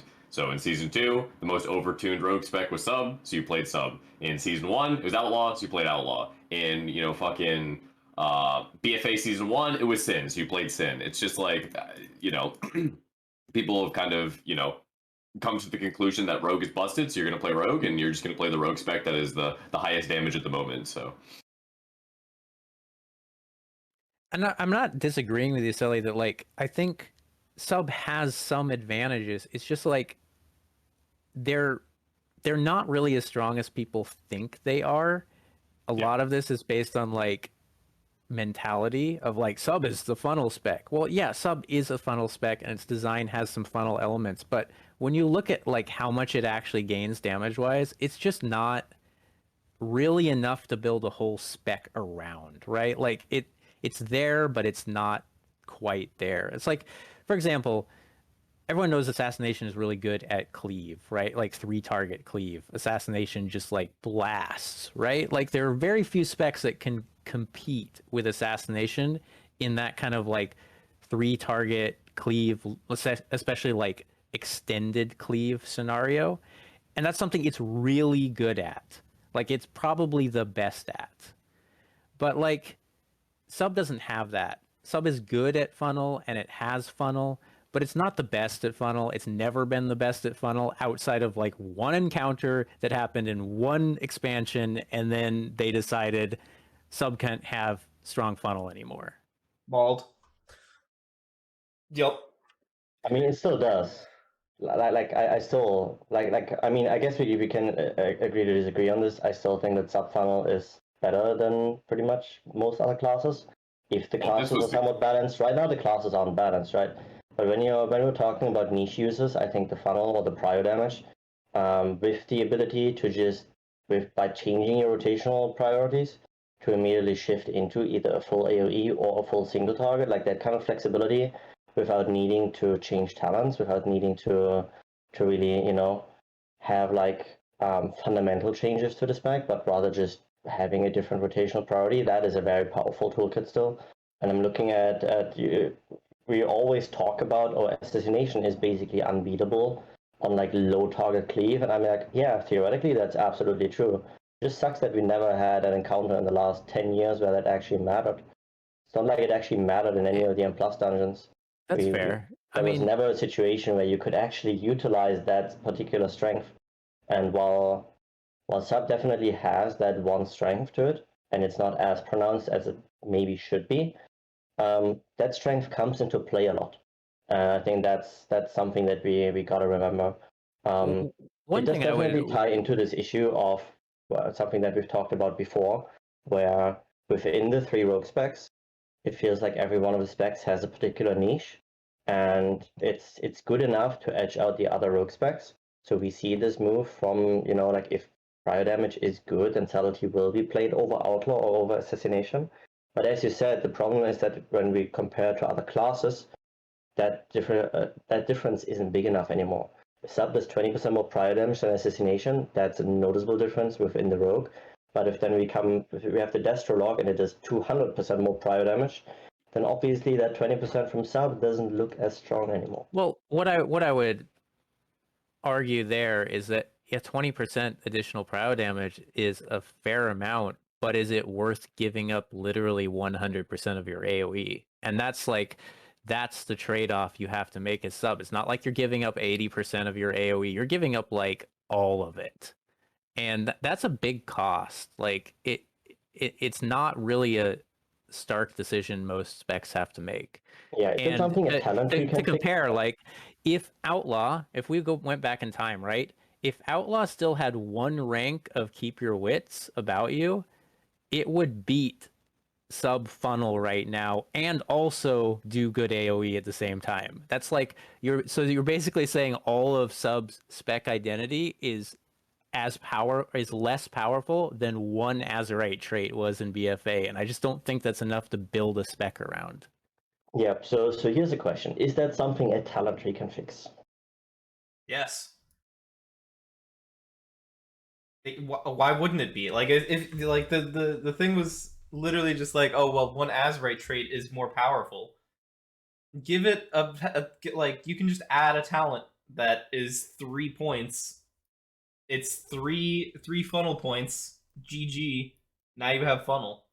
That's the whole idea. Like, if they can do it with Azerite traits and they can do it with a passive, like, of course you can do it on a talent tree. Like, the talent tree probably does it even better.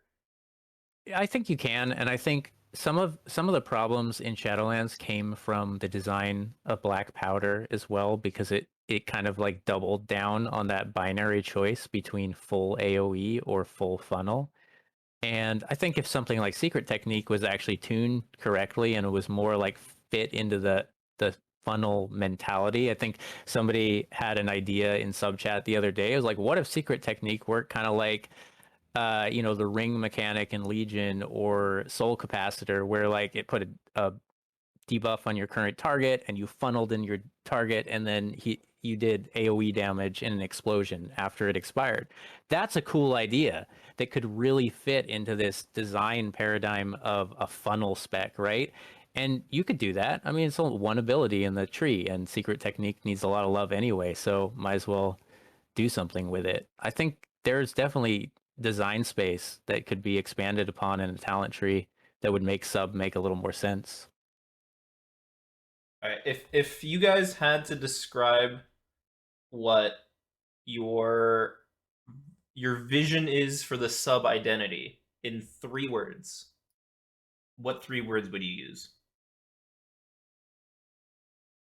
Copium. I like shadow damage, like finishers, and like symbols of death. That's like the 3 for me, pretty much. Actually, that's 6 words. Dude. If I'm thinking like historically going like Legion forward, I'd say short cooldown cycles. It's my 3 words. I think that's basically what sub's entire identity has been based around since the Legion revamp, is these like mini cooldown cycles of like, you'll line up all your stuff and then you do your symbols and shadow dance and DFA, and you do a big burst within like 3 globals, and then you do that cycle every 20 seconds or so. It's kind of been their gig for a while, until we got to Shadowlands and have like 80% shadow dance uptime or something. Yeah, I think my 3 words would be short cooldown burst.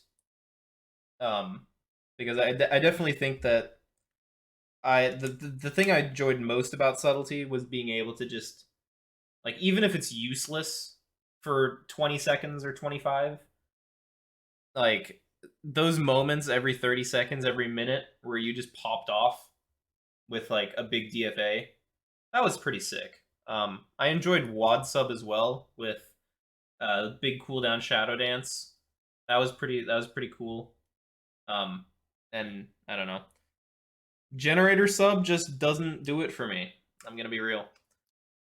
So excited to see what the changes are to the sub tree. Before we get into our Q&A, we did talk about assassination quite a bit, but I just want to quickly go over the assassination tree and stuff that we're seeing. Diva aura broken. Devo aura broken. Yep. Illy Devo aura. We actually Now listen, Restless Crew we could talk about till the cows come home, okay? But Diva aura, that is a nonsense talent. There's That is a nonsensical talent on the tree. there's a Q&A question that will go over atrophic poison. But I guess to start us off on the assassination tree, Indiscriminate Carnage? Pretty sick. Like that. It's a cool concept. I think it's something. It's the one that applies AoE bleeds. Ah, yes, the one that makes the rotation easy. I mean, I think assassination has needed something like that for doing keys for a really long time because, like, Selly's talked about this at length. Like, even when assassination does comparable damage to sub or outlaw and keys, it's like you have to play 700 IQ. You've got to have your mouse overs on point, your click, click, click, click, click, and then you look over at damage meters and you're like doing the same damage or less than everybody else, and you just cast like 17 abilities on 12 targets and they're just sitting there spamming one button. Woo, Rain of Fire, woo! Like, it's always been like that. It's been that way since the dawn of time, and multi-dot as a core AoE mechanism has never been effective. Like, I used to play Feral. We were told we had to multi-dot in WoD. It was always a waste of time. Multi-dotting as assassination in Legion was always a waste of time. You know, like, you can prop it up with as much as you want, but it really needed something like this to get those dots up, because otherwise you spend half the pull just putting things up, and it's just not worth it. Yeah, no, it's definitely something that's actually going to make the spec like Shrouded Suffocation. You know, that was that was the nuts before it got nerfed, rightfully so. But having something just to like get going fast, it seems pretty impactful. Like Sally, what do you think about the cooldown? Is 90 seconds too long? No, I don't think so. I think the strength ultimately won't even come from the raw damage output from the bleeds themselves, but it's a combination of having Scent of Blood. Yeah. Scent of Blood is incredibly underrated. It was incredibly underrated throughout BFA as well. Yeah, Scent of Blood was always really good. It was just a matter of getting it up, right? Like, it basically got edged out by Echoing Blades because it did the same thing. It was a trait or a passive that did not affect a single target, or barely. While drastically improving your AoE. And what Scent of Blood did over the course of 10 to 15 seconds, if you're getting like 7 or 8 ruptures up, Echoing Blades did just by spamming Fan of Knives. And I was never a big fan of either Echo or Shrouded Suffocation because I felt that it was just too much power to just put behind a single button. And that's why I was never a fan of those kind of mechanics, similar with Wits. And Scent of Blood actually like gives you a decent ramp, but you also have this one ability that lets you get that ramp instantly if you need it. And I think that's pretty much required at the current stage. And I'm not even looking at Mythic Plus here, I'm looking at raid encounters as well. Like, if you're going into a raid encounter, you basically bring the assassination only for the single target. We talked about it before. While you have the theoretical advantage in a cleave environment, it's just never used because you never have the time to ramp up anyway. Ads usually have to die very fast, and you just don't have any tools to do that, and now we do. Cooldown might be a little bit high, but it's also very powerful, so I don't mind not having it for every time you need it. So it's more of a decision making again, where you have to decide, do you want to do it this pull or next pull? And you can still ramp up normally, right? It's just you don't have this front loaded ramp, and I think that's good enough. But I'm honestly more excited about Scent of Blood than I am about Carnage. Yeah, I mean, I think it will be interesting to see like how it maths out of Scent of Blood's even single target value during Deathmark and stuff like that. Since presumably you'd get double the bonus if Rupture gets properly replicated, like we've been told. So it sounds interesting. Getting a lot of primary stat, and I mean in BFA it was close to 100. Like you basically almost doubled your primary stat with 7 Ruptures up at the time, like in season 1, and that was with 2 Scent of Blood traits, not 3. Getting a lot of primary stat in AoE is significant. I think people underrate it, especially when it comes to like how worth a single dot is when it deals double the damage all of a sudden. Like But that's that what I is mean. not Like to be underestimated. these boring talents, people like, oh my god, that chest, I love Shadow Dance, and then like there's shit that just gives you infinite agility for nothing. Like people don't care about that, bro. Yeah. But then you realize, oh yeah, you're looking at sub and it has like what 20% shadow damage, and you're, oh man, this is really good, yeah. And then you have another talent that gives you 100% more agility, and people think, okay. Well, I would say push made a good point in chat that like Scent of Blood is probably better funnel than all of sub's current mechanics right now. Yeah, it will be. I mean, depending on how it's tuned, yeah. But overall, I think that assassination suffered a little. Like my first thought when I looked at the assassination tree was very similar to what I thought when I was looking at the subtlety tree, and it felt like, okay, so they basically just put all the Azerite traits and a bunch of legendaries together, and some of the older talents, and they put it in a tree. And I wasn't particularly hyped. And the more I looked at the assassination tree, the more I started to like it, because there's just so much synergy between like different parts of the tree that we could easily come up with 10 different builds in this tree alone, and that makes it pretty exciting. And that's not even considering, what options we have in the class tree right now. So yeah, I mean, I'm just gonna it's very say exciting. I'll be a broken record and say, I mean, the same kind of issue does exist with like it'd be cool if there was more of a connecting node thing at the bottom, maybe some crossover. But I do like the assassination tree. One thing like, do we want to talk about Vendetta versus Deathmark? Like that's Yeah, probably we the do. biggest change that assassination has gotten gameplay wise in about like 12 years. Yeah, I was about to say since classic essentially. Deathmark, good. We love it. Vendetta's Yeah, so I'll fucking I'll boring, quote it dude. back to you when it overhangs snapshots, and you have to send that. Please no. No, no, no overhang. Just a solid interaction Please with delete the talents. exsanguinate. Just delete it. Just delete exsanguinate so we don't have to think about Deathmark plus exsanguinate questions for the next 2 years. Ugh, Nah, it's dude.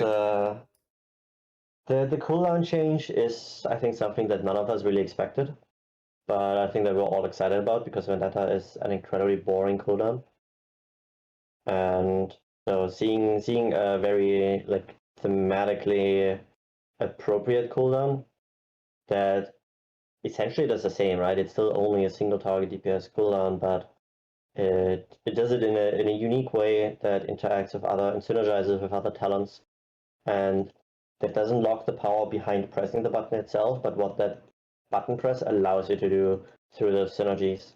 Whether it's a double bleed, generating extra energy, or gaining more damage from lethal dose, uh, having the double poison procs and everything generate extra energy through dashing scoundrel.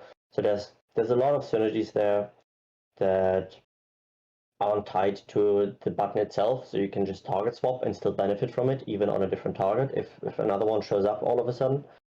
I like that a lot, so it doesn't like lock you to your target for 20 seconds.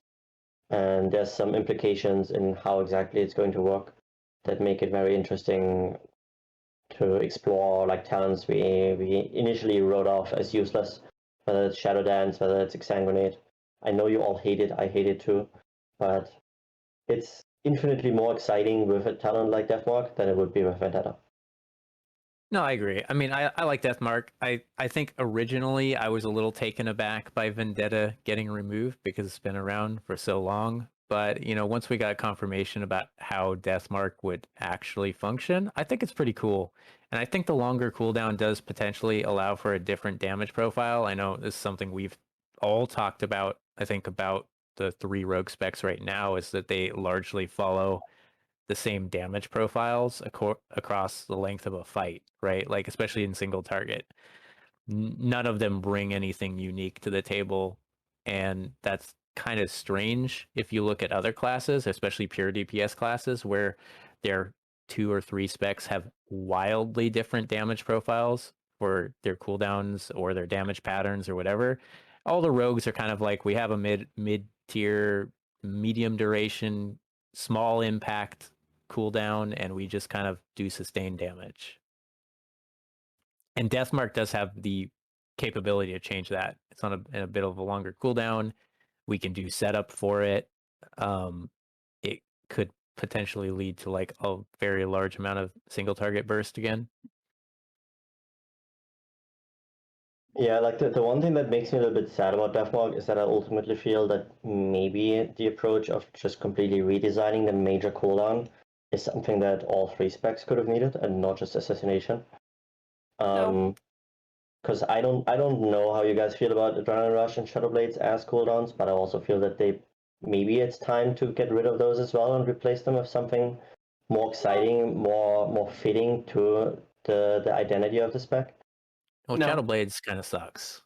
I mean, Shadow Blades is one of the worst 3-minute cooldowns in the whole universe.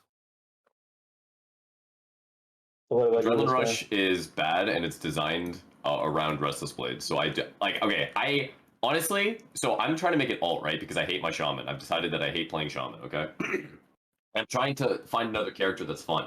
But every single class in WoW is just a giant nuke cooldown class. And I don't want to play more giant nuke cooldown classes, okay? I want Outlaw to be its special little straight line. Okay, I don't want no touching Adrenaline Rush, okay? No, I want more straight line classes, okay? I don't want cooldowns. I think the positive to Adrenaline Rush is at least it feels good, right? Even if it's not the most impactful thing, it has a feel to it, and you're like I'm going so fast, and people love like their energy is like pegged at 100 and their GCD locked.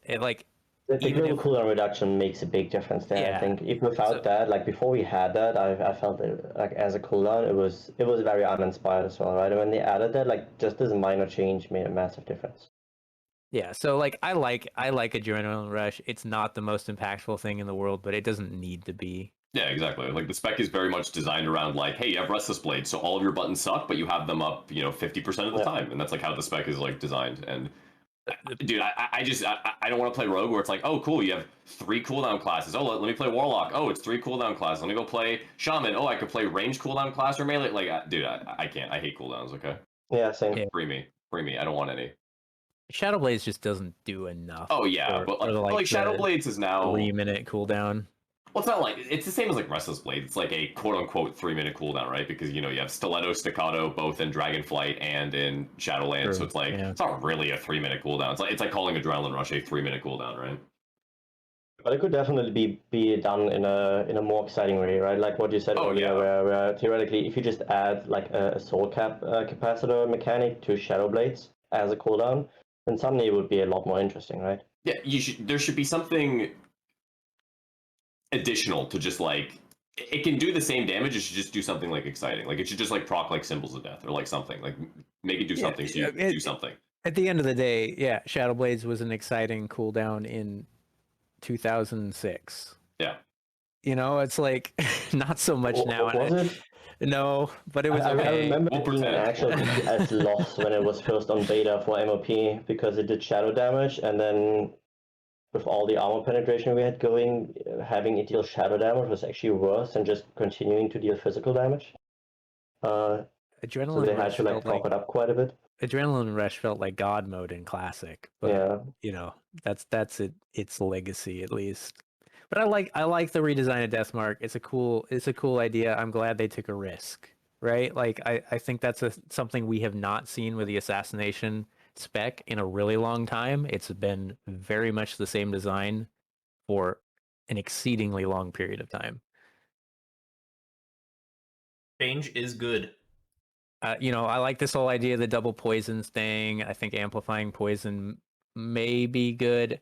I wonder, like, if amplifying poison isn't good, the Dragon Tempered Blade stops being very useful because just having instant poison as your second lethal poison is just like hardly any additional damage. But I guess it's kind of a cool concept anyway.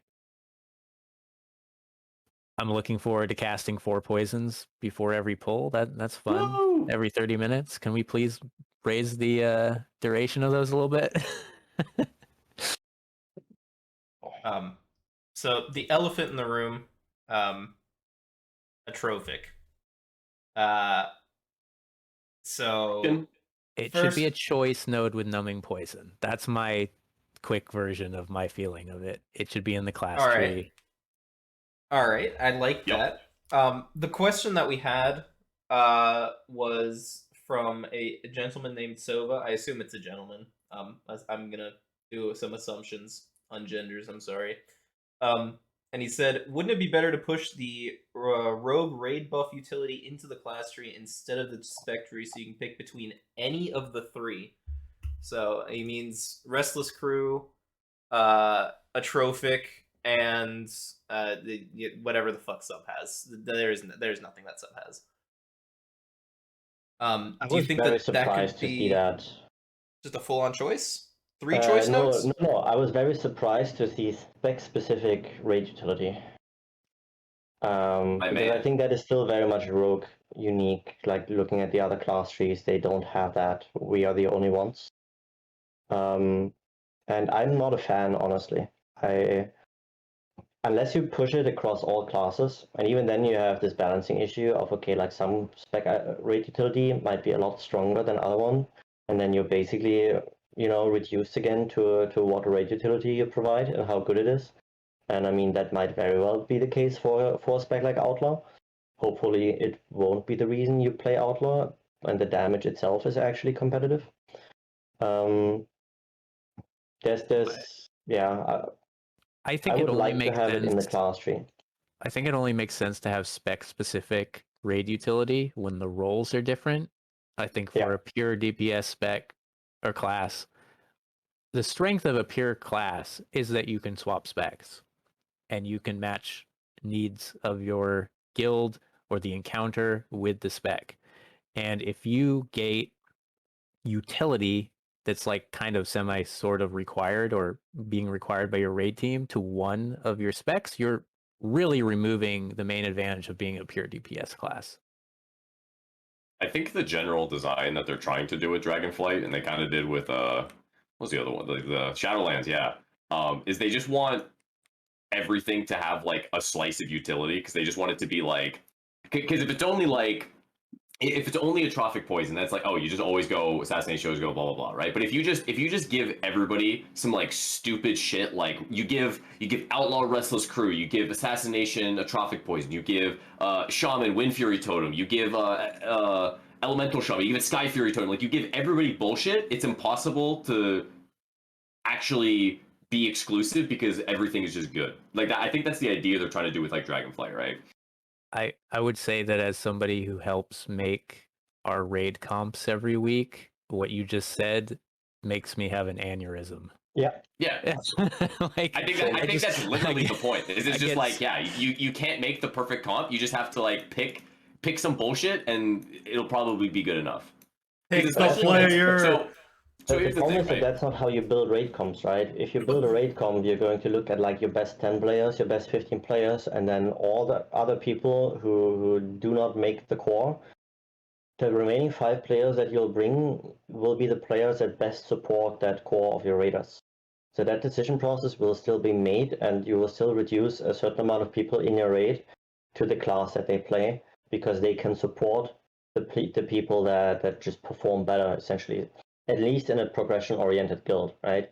Obviously, if it's a little bit more casual, then this is not really a concern.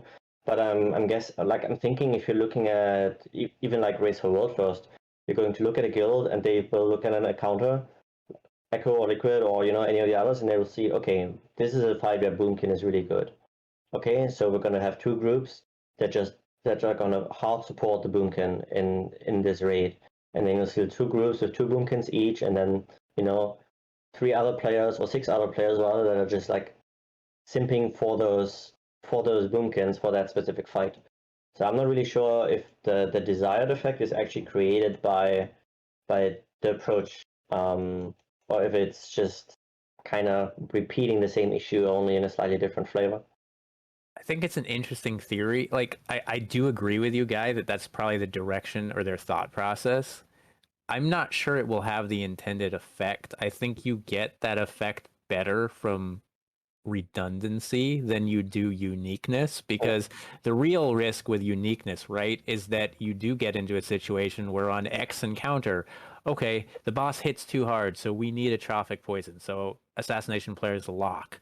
We need Battle Shout, he's a lock. We need Wind Fury Totem because we've got arms plus whatever assassination player, so that's a lock. And we need a mage and we need a priest for PI, and we like, you get to the point where you're actually making zero decisions about your comp because the fight dictates who you bring because of all the unique utility and how it slots into like the quote unquote optimal strategy.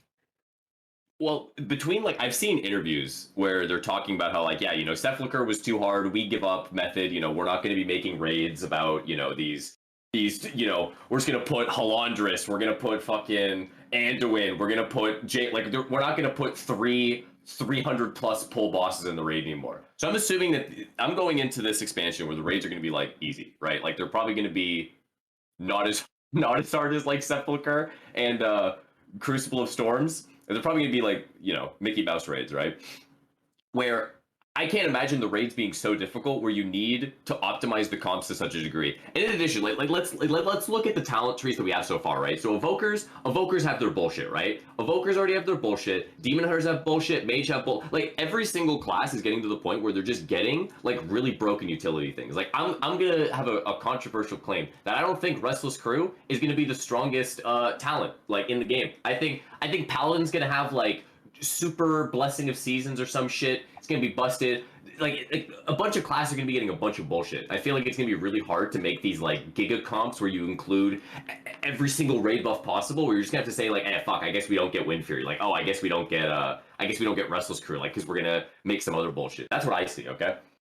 I think it's possible, but I'm still worried about it. I think, like for example, the change, what was it, Warlords of Draenor, when hunters could bring buffs, or was it earlier? I forget. But like having one form of redundancy made such a big difference in comp flexibility, right? When you're like, oh, my hunter can just bring out the pet and use Battle Shout or whatever, then we don't have to bring our warrior on this, and then we can do this, and then we don't have to bring Wind for like.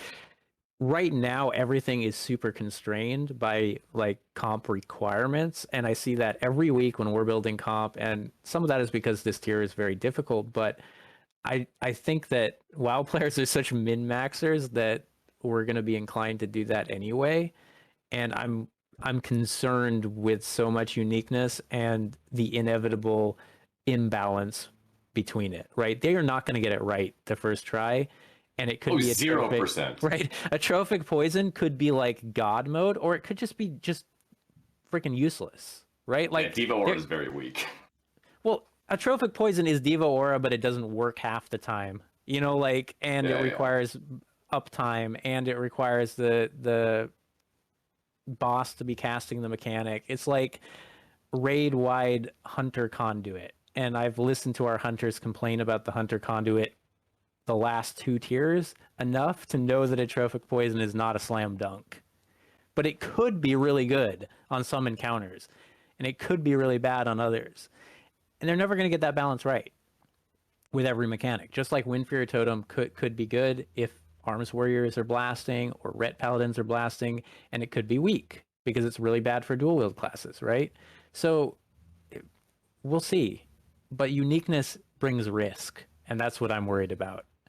If you put a Trophic Poison in a class tree, you don't have that risk of like mandating a specific spec. Yeah, especially because it was like, obviously Restless Crew, let's not mention it anymore. Contraband. Like it exists, and it's a DPS raid utility.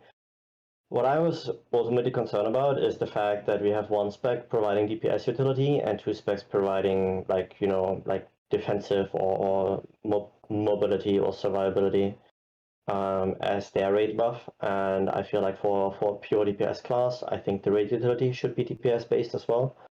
And if it's not, then we might very well be living in a world in Dragonflight where one fight we're required to play assassination because we need the defensive raid utility, and then on another fight we're required to play Outlaw because it's a patchwork fight and we need all the DPS we can get. And does that mean we never play sub because it doesn't bring anything? Yeah, exactly. And so that's my main concern really, is that, you know, for the monologue that guy just had, and I almost fully agree with what he said. I would like to quote it back to him when his raid leader comes to him and asks him, hey, this boss deals a lot of damage and we really need you to shift with a trophic poison at very specific moments, and suddenly guy has to play assassination. Well, here's the thing. Our raid team actually has 3 rogues on it, so I will never be playing assassination in my life, okay? So, nice try. I'll come up with something else then. Maybe you have to shift like think every again, 8 okay? seconds. Think again. Come But back yeah, to me next that's podcast with definitely a hypothetical, concern I okay? see. But I also have to say that raid comps are very different based on what kind of build you're raiding in. And for some, the raid utility and what they bring to the table really matters. For a lot of other guilds, it doesn't matter at all. Ultimately, even if you have 2 or 3 classes providing the same raid utility, you will still want that utility, and you'll still bring it on the strongest of those 3 classes. And if it's not the raid utility that makes the class unique, it's like the way it deals its damage, how big or strong its cooldowns are. If it's like a really good 2-minute cooldown class with the same raid utility as just a sustained DPS class, then which one of those 2 you bring will depend on the encounter and if you need a big cooldown or if you need high sustained DPS. You will just shift the priority of why you bring someone over someone else from raid utility to another reason. Another thing while we're on the topic that I want to bring up is that I'm not even sure about the design of a trophic poison. I mean, issues with it aside, of similar to the Hunter Conduit about sourcing of the damage, it's a 10-second duration. It has a 10% proc chance. It's going to be really hard to keep up. Yeah. It's going to be very difficult, and I'm actually concerned on the times that a raid brings a rogue specifically for a trophic poison for some reason, that it's going to be really degen actually keeping it up. Like, we get asked, like, you got to run out and cast like poison knife at like some ranged mob because it's casting AoEs, and we're just sitting there like spamming poison knife doing nothing. That's not really gameplay I'm looking forward to having to do. Yeah, keep in mind though, like even at a happen, 10% base, you get 20% from improved poisons, and you get another 30% from M&M, right? So it's still at like a 60%, and like every M&M cast will auto apply it anyway because. Yeah, but the issue is the duration, right? The 10-second duration means you have to be actively on that target. Yeah, I would like a choice node, because I mean we haven't even talked about that yet, and we're already almost 2 hours in. Choice nodes are completely absent from the tree right now. I would definitely like a choice node in the class tree that lets us pick between an offensive or defensive raid utility. Rogues historically and in other RPGs as well have always been kind of jack of all trades classes, or archetypes that had access to a lot of things that other classes did not, or were just very flexible. And I don't think it would be too powerful for us to, depending on the encounter, choose between a defensive or an offensive raid utility if it's not too powerful. So yeah, hopefully, like I would like to see it shifted because it also removes talent points you have to allocate in the main talent in the spec talent tree. And I mean, talent points are scarce already, so removing 1 or 2 talents and moving it into the class tree would probably be a good idea. Yeah, I mean, I agree. I think the choice node with numbing would make a lot of sense because you don't necessarily need redundancy in a raid group. If you've got 5, or if you got 3 rogues, like Guy said, and you're running 2 rogues in a comp, you 1 run numbing, 1 run a trophic, job done, right? Like, So Sully already mentioned that it is going a little late. I just want to push it along. We got a couple other Q&A questions.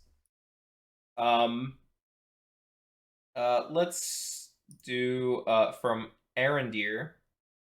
How do you guys think that the talent tree will retain its flexibility, and how durable it'll be when additional systems come into play, like tier sets, dungeon design, or say in like 11.0 when they add covenants and soulbinds again for the 7th time?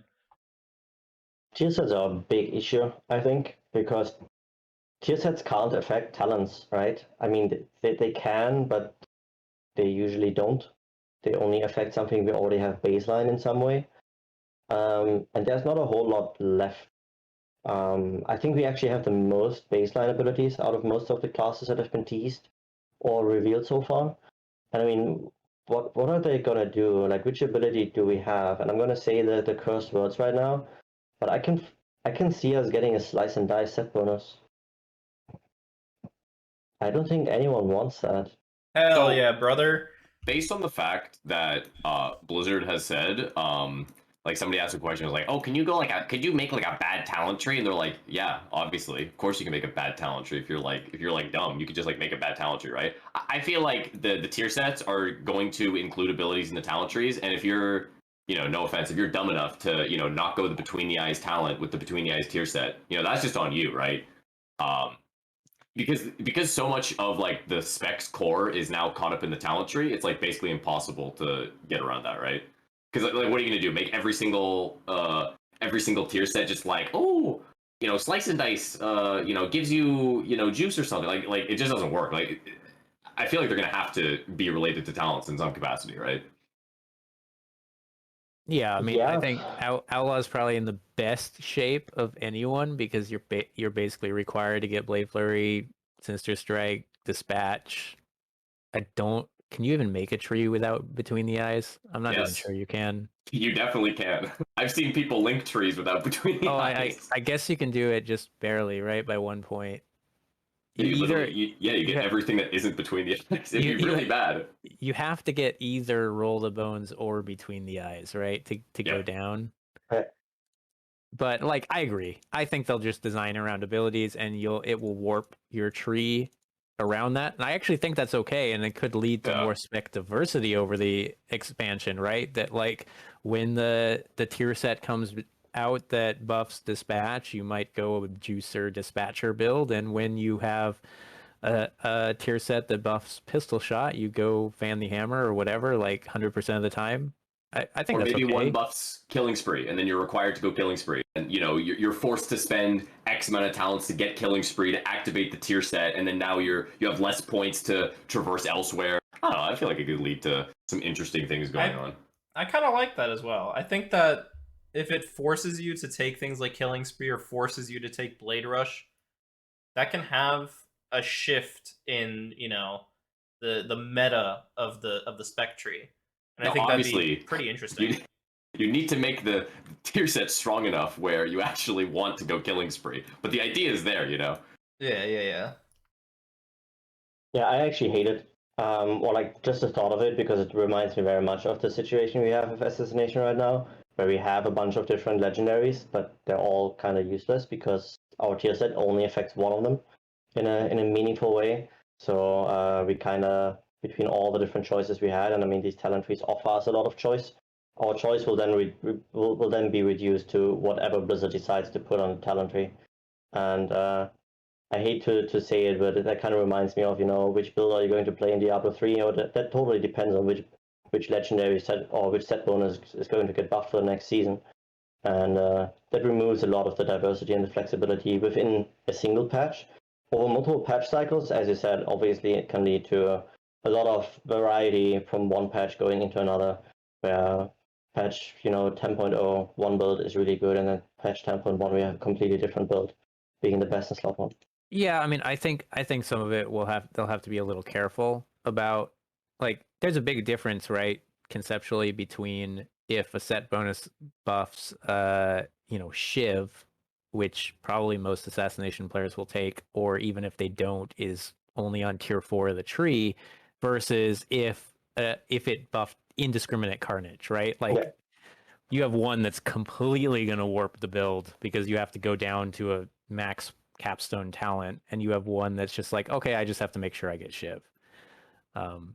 So I think as long as they're careful, it can be cool and will lead to some like diversity in builds tier to tier, but you don't want them making things that are too powerful deep in the tree. Yeah, I agree. If it's and that's really where they have to look at, right? Like tier 2, tier 3 talents, those can be buffed and you can just pick them up very quickly. Even if they're not part of your build, the cost of getting them is not going to be very high. But at least hopefully we won't get as many layered systems. At least that's what it's sounding like right now. I mean, set bonuses I think are really the only things confirmed right now, right? Outside of the Yeah. talent tree. Yeah, Right. We don't know what As- they look like. Maybe each spec gets 3 different possible set bonuses, and you could just get to pick one of them for each spec or something. Like who knows what exactly they'll look like. I guess we will just have to wait and see on that. Mhm. The next question we have. I think I want to do 2 more. So the next question is a pretty quick one. Just 1 to 2 sentences. Thoughts on Covenant abilities without the legendary effects, and that's from Cuddle, one of our Patreon subscribers. Like in the context of them on the tree, or like in the context of them of like Shadowlands. Just an ability. It doesn't have the Unity effect anymore. It doesn't have any of the there's no blossoms on Sepsis. Does that give you like a huge reason to be like, well, this kind of sucks now? I kind of like all of them in the context of assassination subtlety or outlaw and subtlety. Like I like Started Bone Spike. I like Echoing Reprimand. I like flagellation. Kind of. That's a lot. Yeah, but do you like flag without obedience though? No, actually, I just don't like flag in general. But like other than flag, I kind of like all the Covenant abilities. I feel like the second legendaries give them some texture, but I don't think they need that texture to be interesting.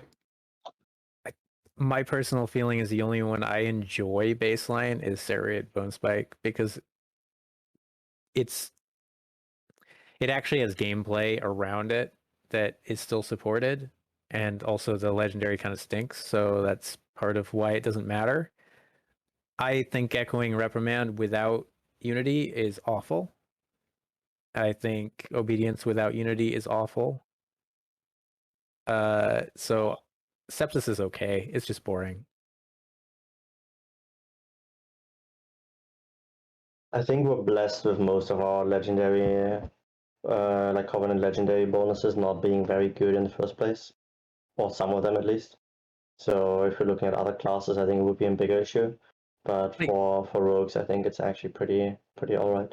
I think from a gameplay perspective, right, Unity takes something like Echoing Reprimand and turns it from a pretty mediocre button into something that I think is quite cool. Like, I really, really enjoyed playing Echoing Reprimand with Unity sub because, like, you get 4 matches, you build your whole rotation around it more or less. Whereas when it's 1, it's just like, okay, whatever. I mean, I'll hit it someday. You don't even think about it. So it's just not very impactful. So I think that's a case where it really worked quite well. Probably the biggest impact from Obedience is the cooldown reduction, right? It just makes it a bigger part of the cycle for assassination and for sub, and it just like makes it feel nice. You can get behind that. All right, the last question, probably mostly for Koji. How do you see this is from Museless, but how do you see the new talent tree impacting the ease of which people can just plop things into raid bots and sims? Because obviously, iterations are going up, boys. Is that going to be an issue, do you see? Or are the required traits, quote unquote, going to even that out? I think it's mostly a UI issue.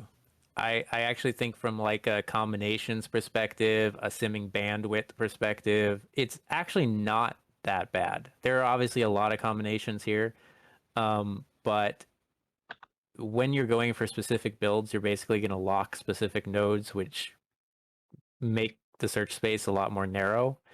If you combined everything right now, the current systems, because of how layered they are between soulbinds and conduits and legendaries and gear and talents, you can't possibly sim everything right now. Like, it's literally millions of combinations very, very easily before you even click on everything. And I actually think, like, in a lot of ways, the current talent trees are more straightforward to brute force. you have a lot of 0 DPS things along the way, and you have a lot of required nodes when you're building specific specs. So I don't think it's going to be that bad. I think Serial OS has a lot of work to do on his UI for raid bots, but that's not my problem. All right, and then to finish it off, I have to include it just because it was brought to my attention by like 6 people. Reels posted a question that said, for each spec tree, what aspect do you like the most and hate the most? So one aspect of each. Ooh. Um, Okay, so yeah, so I know go nothing ahead. about assassination, so we're gonna skip that one. Okay, so I don't like. Okay, I see you guys nerfed improved main gouge. Don't do that because main gouge sucks. Okay, Dreadblade, or is there only one? Fuck, hold on. Ooh, I had like a whole like little thing. If it's just one, okay. If it's Take just your Adderall, guy. Focus. Okay, listen. Okay, if it's just one for the Outlaw Tree, it's got to be Dreadblades. Just because it kind of sucks. It needs some more juice on it. And I don't know enough about the subtlety tree, so there's my one for Outlaw. Okay. What do you like most about it? You didn't say anything that You're you supposed to like. hate and What do like. I like? Oh yeah, shit. Well, the thing is, I like everything else. That's the problem. I don't have one that I like all of it. I So think the you Outlaw like Tree that is you like only dislike one thing. yeah. The Outlaw Tree is like perfect. I love it. I love everything about it, except for Dreadblades. Okay. All right, Selly, do you have something for the assassination tree / outlaw tree? Since you're not a sub player, Yeah. and try to keep like it under that, 15 minutes, please. Dude, I like that instead of Blizzard telling us what the spec identity is going to be, we can pick our own based on which path we're going down, whether it's be the poisons or builders or So I like that a lot. What I dislike, I mean, I've said this before on the spec channels already, is the lack of finisher talents. So that would be my biggest dislike by far. We have basically only Crimson Tempest as an AoE finisher and nothing to improve it. And we have essentially 0 talents that really meaningfully boost and minimum damage except for amplifying poison. Fair enough. Fair enough. Koji, do you have something? Yeah, so I think for assassination tree, my meme answer is what I dislike the most is that Exsanguinate still exists. Based. So based. I think for like my real answer is I feel like the penultimate talents like Zoldyck, dashing, and scent as 3-pointers is a little expensive, and I think will encourage people not to go that deep into the tree. The thing I like the most, I really do like the Deathmark revamp. I think it's a cool idea. I think it's going to lead to a lot of neat gameplay. So I'm happy with that. Outlaw, I agree with Guy. I think the structure of the tree is really good. I do enjoy the whole ambush theme. I think it's an area that had been not as explored as it should have been for Outlaw, so I appreciate that. And it's got a lot of cool ideas to support it. I think what I dislike the most about it is like even Restless Crew being put aside. I feel like the middle of the tree is more or less required, as there's not a lot of like, it seems like a 2-build tree rather than a very flexible tree. You're like picking one side plus middle. Yeah, it'd be nice if. Hold on, let me pull up this tree. I feel like there should be connecting trees from like loaded dice down to slicer dice or sleight of hand to combat stamina, and then fatal flourish to gouge, and then deeper stratagem to triple threat. Like I feel like there should just be more ability to kind of just go wherever. Because like right now you kind of funnel yourself down through the entire one side of the tree, but you could go like you could go some wacky stuff if there were just like a few more connector nodes. And for sub, like, I think my biggest issue with the sub tree is what I mentioned before, is it just feels like a grab bag of good stuff, which is a double-edged sword, right? There's a bunch of cool stuff. It just doesn't come together right now. But I am kind of waiting for restructuring and all that to make judgment. Like that's just my gut feeling about it right now. What I like about it, I don't really know. I don't really like the subtree very much right now, to be honest. Damn. I'm trying to think. I mean, I would say like my answer is kind of a double-edged sword. Like I do like a lot of the good stuff that was brought back. Like I think bringing back inevitability is kind of neat. Like that was a fan favorite Azerite trait. I think some of the stuff that got brought back, I think replicating shadows, that's cool. So I like that stuff was brought back, but it just needs to be more cohesive, I guess. So that's my gut feel on the subtree.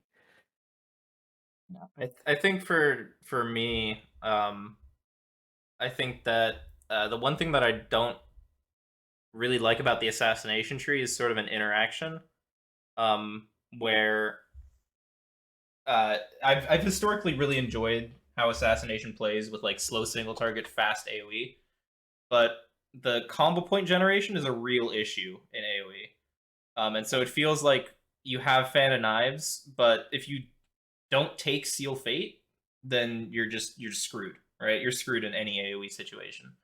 So it kind of forces you into Seal Fate, which, in my opinion, kind of hampers a lot of choice that you have on the class tree itself.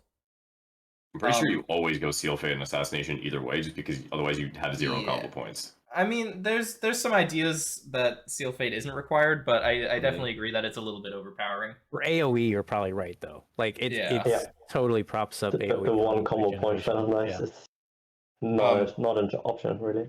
The thing that I like about the Assassination tree, though, is I see a lot of interesting choice between taking Indiscriminate Carnage, for example, in AoE, but I really would like to see Tiny Toxic Blade replaced or turned into a choice node or something that makes the left side of the tree an actual choice that people want to take.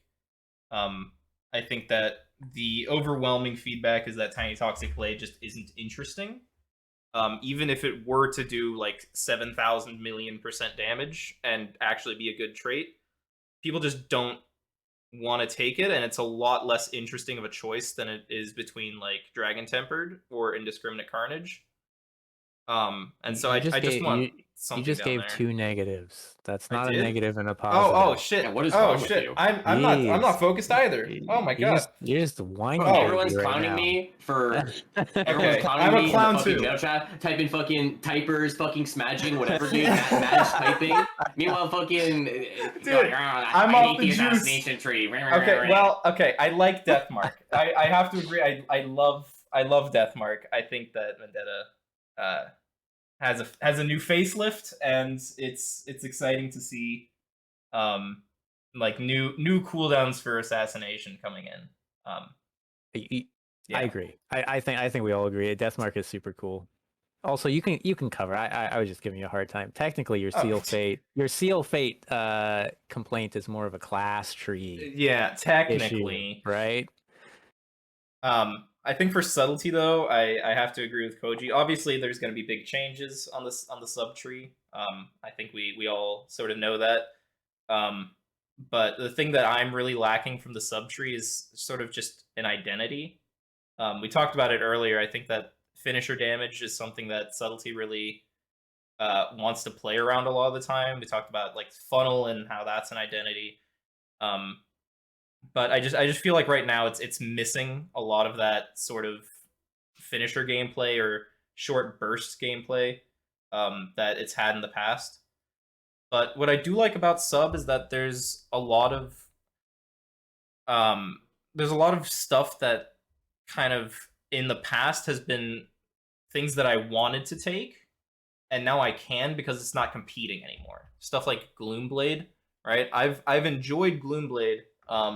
And I've wanted to take Gloomblade, and now I can, right? It's not competing with Weapon Master anymore, and I'm like, well, guess I'm never picking it now. Like, that's an actual decision that I have to make, and a point that I want to put in, and I think that's pretty cool. But am I allowed to talk about the rogue tree? Go ahead, sure. Okay, so you know how like the first 4 are like ZDPS, right? Like, you got Sap, Cloak, Tricks, Gouge, Feint, like all that stuff, right? So This is the last thing, okay? And then we're done skis, okay? So, like, Nimble Fingers, Rush Setup, and Prey on the Weak, and Iron Stomach, these are also ZDPS talents, right? These should go down to improve Sap, Recuperator, and improve Garrote. Because like, I don't want to pick Shadow Step on Outlaw, okay? I don't need it. But I kind of want Prey on the Weak. There's my suggestion, okay? I agree. I think I did a diagram of that like on the first day where the tree connecting down to those nodes would give a lot more flexibility of those like double setup utility rows, right? You kind of pick 2 or pick 3 to go down, and you would have your flexibility to pick between the 5 options. Yeah, because like right now, I'm never going to because they lead to ZDPS, right? It's ZDPS that leads to ZDPS. But if it's ZDPS that leads to Damn, then I'm gonna pick it, right? Fair enough. So we Yeah. went hella overtime. I don't want to keep it going, so I'm just gonna cut us all off. Yeah, but thanks everyone for coming. We're probably gonna do more of these, but more spec specific instead of trying to squeeze all 3 into 1 giga episode. Try and keep the time down, even though we'll fail miserably. That'll be announcements and all that stuff. If you're listening, please pay attention to the announcements. There's been so many people who are like, "Oh, you guys have a podcast?" And I don't know how to get it out to people. Invite your friends. Don't mute the announcement channel. Don't mute announcement channels. Yeah, I guess we'll see you guys on the next one. Bye-bye. Goodbye. Bye bye. Thanks everyone.